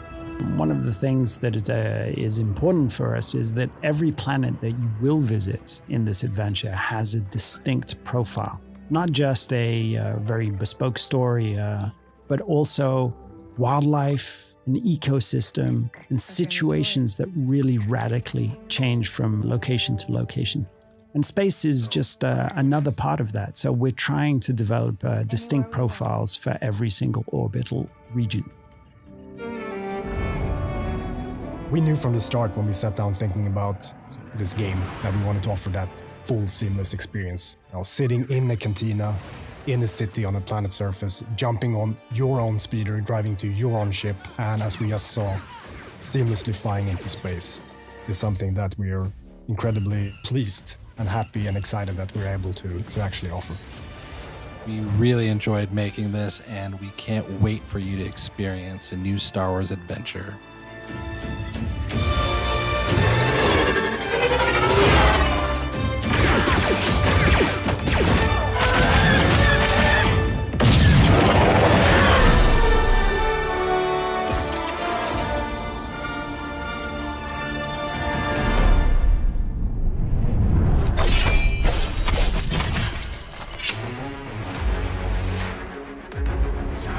We really want to bring an action platformer and to respect from the beginning the DNA of this brand. Of course, this new entry could be super modern, super fresh. And I think this is the reunion of those two things. Our expertise in platforming games and our strong desire to be sure that this is a true Prince of Persia game. Combat system, acrobatic, puzzle, narration. So we knew that because of our experience on Rayman, that we can bring such kind of experience in 2D, but the core experience is a Prince of Persia game.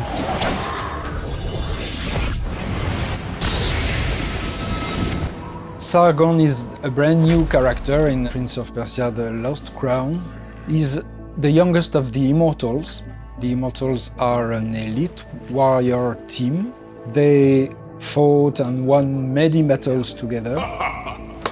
Let's go then. We don't embody the prince. The prince is the one we have to rescue. That's one of the different surprises that you will encounter in The Lost Crown. The Mount Caf, which is the place where the adventure takes place, there's a curse.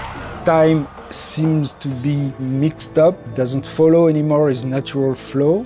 The story that one character will live will be different in terms of timeline than the story of his friend, so sometimes the consequences and the causes are mixed up. How is that possible? They left not long before us. The starting point was to immerse ourselves in the Persian culture and legacy, which is so rich. When you learn, you have a strong emotion, you are amazed. You want to translate that feeling to the players, a feeling of exploring something new. And we get our inspiration from real places, like palace or temple, and even some natural landscape, like the Iranian forest, which is a real forest. It was really fresh to have a forest in the franchise of Prince of Persia. I think it will surprise the players. And we have also living elements, like platforms that ask you to shoot to activate it. We think that for Prince of Persia it's very important to have demanding platforming. We have level designers that are very expert of platforming because they worked on Rayman and things like that. And we also try to have gameplay elements that are unique. So like the bells, you have to shoot to reveal platform. When you create this kind of gameplay element, we have a lot of ideas, so you understand that you could do a navigation puzzle, you could do very tricky platforming, and even you could use it in combat. If you have enemies on it, you just have to shoot the bell and let the enemy fall in the spike, things like that. I think the strength of our game is that we have characters that is really easy to handle, so we can easily mix combat and platforming.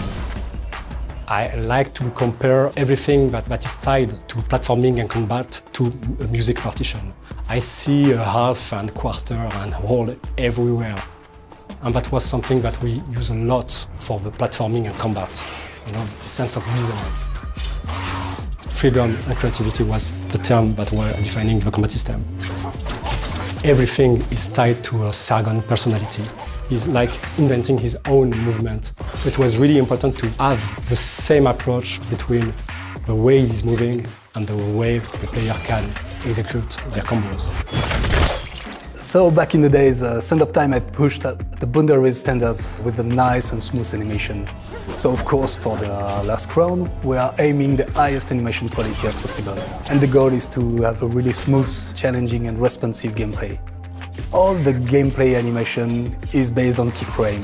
Keyframe animation is the way to animate without motion capture. You create everything actually. You just take the puppets, design the line of action, the nice shape of the character and bring it to life. This allows us to masterize the timing and make it more cartoony. If you ask for two actors to grab one by the head and launch it, it's not just possible. So you can create everything with keyframe. It's really important for us to make sure that this game is modern and respect players' cleverness and autonomy. To be sure that our players feel free to decide what is their next objective, because this is a genre where you are in isolation. This is a feel that you had in the first Prince of Persia. So it's very important to always give information to players. Sometimes it's obvious, like big gating and the big landmarks. Sometimes it's been more subtle. It lets the player discover the consistency of the world and how everything is connected.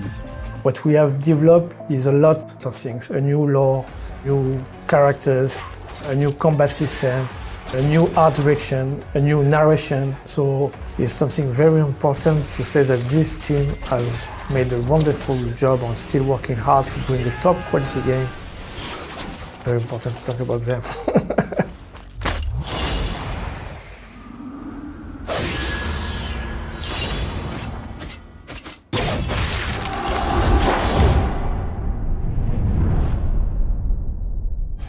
Hello, I'm Jean-Luc Salah. I'm the art director of Assassin's Creed Mirage.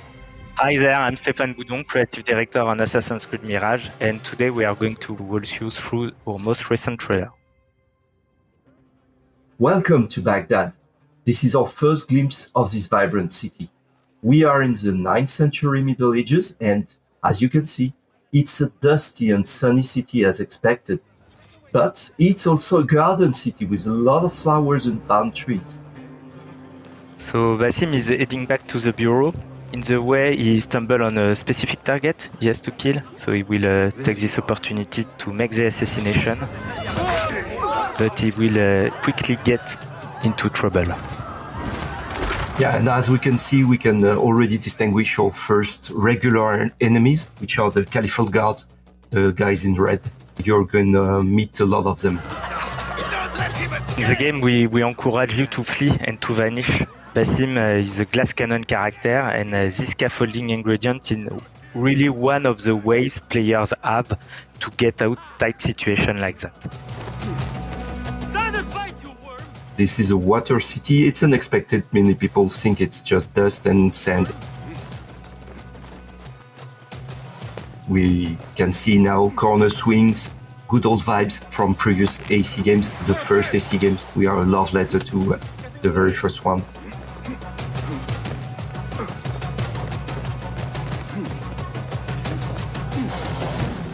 And here is a carpet. If you don't blink, you can see there is an Assassin's Crest just here. Carpets are part of the world of Mirage. This specific carpet with the Assassin's Crest on it means you are very, very close to a secret entrance to an Assassin's Bureau.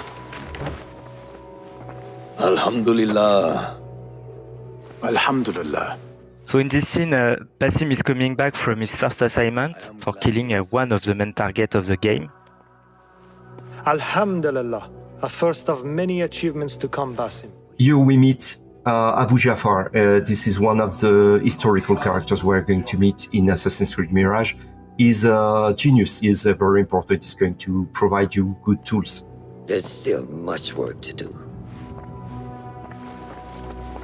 While our focus was on Al Ghul, Fulov quietly scouted the city for where we could erect more bureaus. I have found dwellings in 3 districts that are most unassuming. Abid and Rebecca have arrived from Alamut and set off to El Abyssiya and Karch. I will make my way to Sharqiya shortly. And I will join Rebecca in Karch, where corruption is as common as the arid air. See Abu Jafar about some things he's been working on, then come find us. Have a look, Basim. I may have something that is of interest to you. Tools are very important for an assassin. They will help you to deal with complex situations you will encounter inside the game. You will have the possibility to unlock a new tool each time you climb a rank by fulfilling your assignments. And each of your tools can be upgraded as well through a skill tree where you will be able to choose the behavior of your tools to match your playstyle. For instance, you can decide to make the projectile of your blow dart damage your enemies, put them to sleep, or turn them berserk. The contract board is where are gathered all the side faction assignments.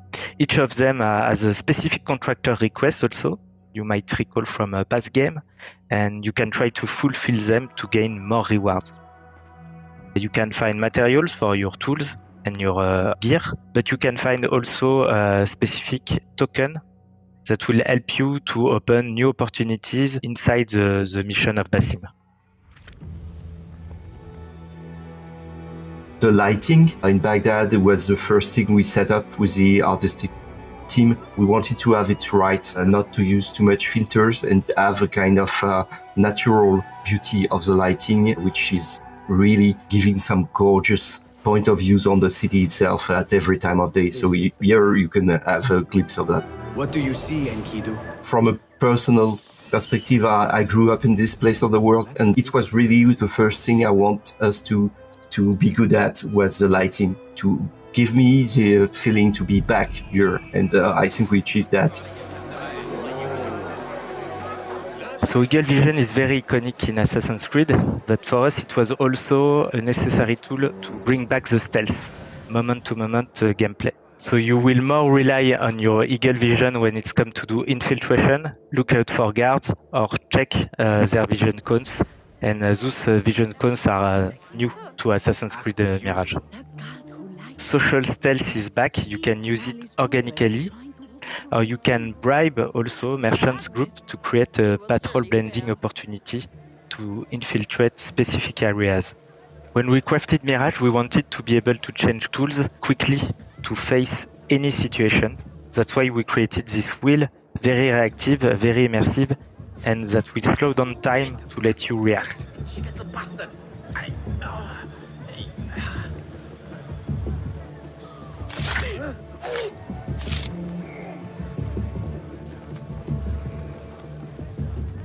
Here is a marksman above the tower, and it's why we cannot use Enkidu, so we will need to get rid of him.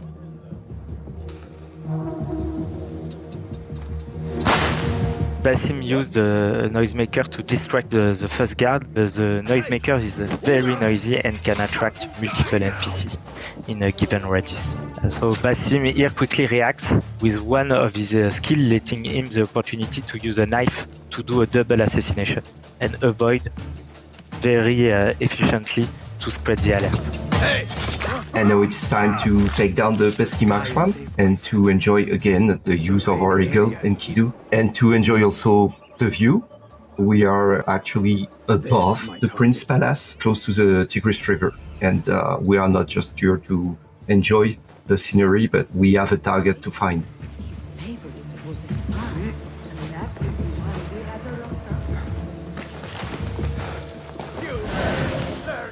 And here it is.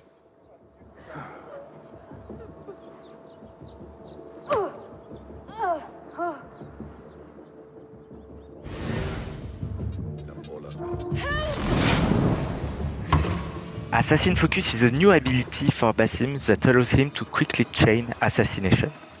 It's really a showcase of Basim's incredible agility and mastery. But of course, it's not something you can use at will. Basim will need to perform stealth skills to fill up his Assassin Focus gauge to use this ability. Here we can see Basim planning his assassination, but just before striking, he will land a trap.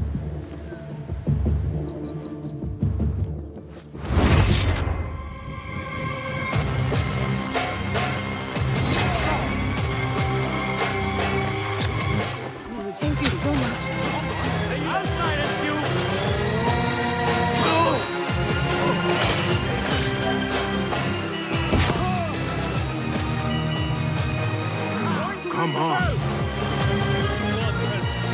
Here comes the ND red smoke bomb. I love the color. That's my favorite tool.